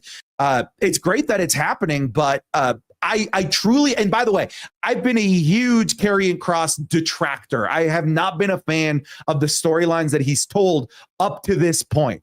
So this means a lot coming from me. I'm so entertained by Karrion Kross. I think that he's been, sorry? With this, the Final Testament? I like it. You don't like it? No, not even a Oh. little bit. I've Oh. tried. I tried. Oh. Don't get me wrong. I really did try, but it just didn't do it for me. And then the stuff with the Miz, it just felt a little too corny. I just wasn't feeling this whatsoever. And I did even just like the Nikki Cross Scarlet attack that they did last week. At first, I thought it was cool and she appeared in the mirror, but then the rest of the execution I did not like. And so for me, I'm looking at this and I'm going, let's just get this over and done with. Let's have the Wyatt Six come out, beat up Final Testament, and let's have more Wyatt Six matches over on Monday Night Raw. That's wild. We are on complete polar opposites. My chat is saying not allowed. It's an inside joke where I was not a fan of Karrion Kross, and now that a lot of people see that Karrion Kross's stories are getting good, I'm not allowed to enjoy them, because if I didn't enjoy them when they were bad, I don't get to enjoy them when they're good. They're now saying you're not allowed, that you aren't allowed on the Karrion Kross bandwagon train, it seems. I personally am enjoying this. I love actually that we're on polar opposites here. It's working for me. The campiness and the goofiness is actually what's drawing me in, mostly because it works with a group of thugs like the authors of Paid and Final Testament coming together, getting spooked and scared by a bunch of ghouls and scary people. That's so ridiculous that it works for me. See, I wish I could see it that way. You know what? I want to remain kicked out of the Karrion Kross bandwagon. Wow. I will live permanently outside of this. I will forever not be allowed. You know what? When you step into Karrion Kross's town, Final Testament town, there's going to be a picture of my face and a little X because I'm not allowed in. All right? It's not going to happen. He hasn't won. They haven't won me over. They just haven't. I'll just let you know, you've opened up a can of worms. Not allowed has been getting spammed on my chat every single time Karrion Kross appears on screen for the past 4 months. I'm talking from head to toe. My chat just says not allowed, not allowed, not allowed. Now it's going to happen to you. You've made a mistake here. Let it happen. I welcome it. I welcome it. All right. We got T-Mac034 who says Dom got game that I wish I had. Smooth talker. You get it. You see the vision. All right, T-Mac. I won't argue this. We got Sir McWiener here who said CM Punk versus Dirty Dom is the main event we want at WrestleMania. Do you see Dirty Dom eventually becoming World Heavyweight Champion? Of course. I'm not being ironic here. I actually do see him being world champion. Let's not forget, there's a man that's only 27.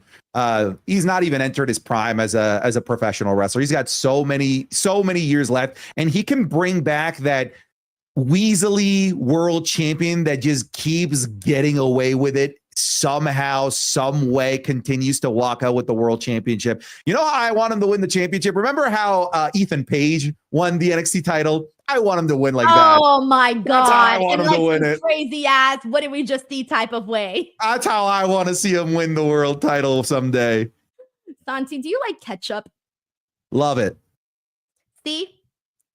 Dominic Mysterio does not like ketchup.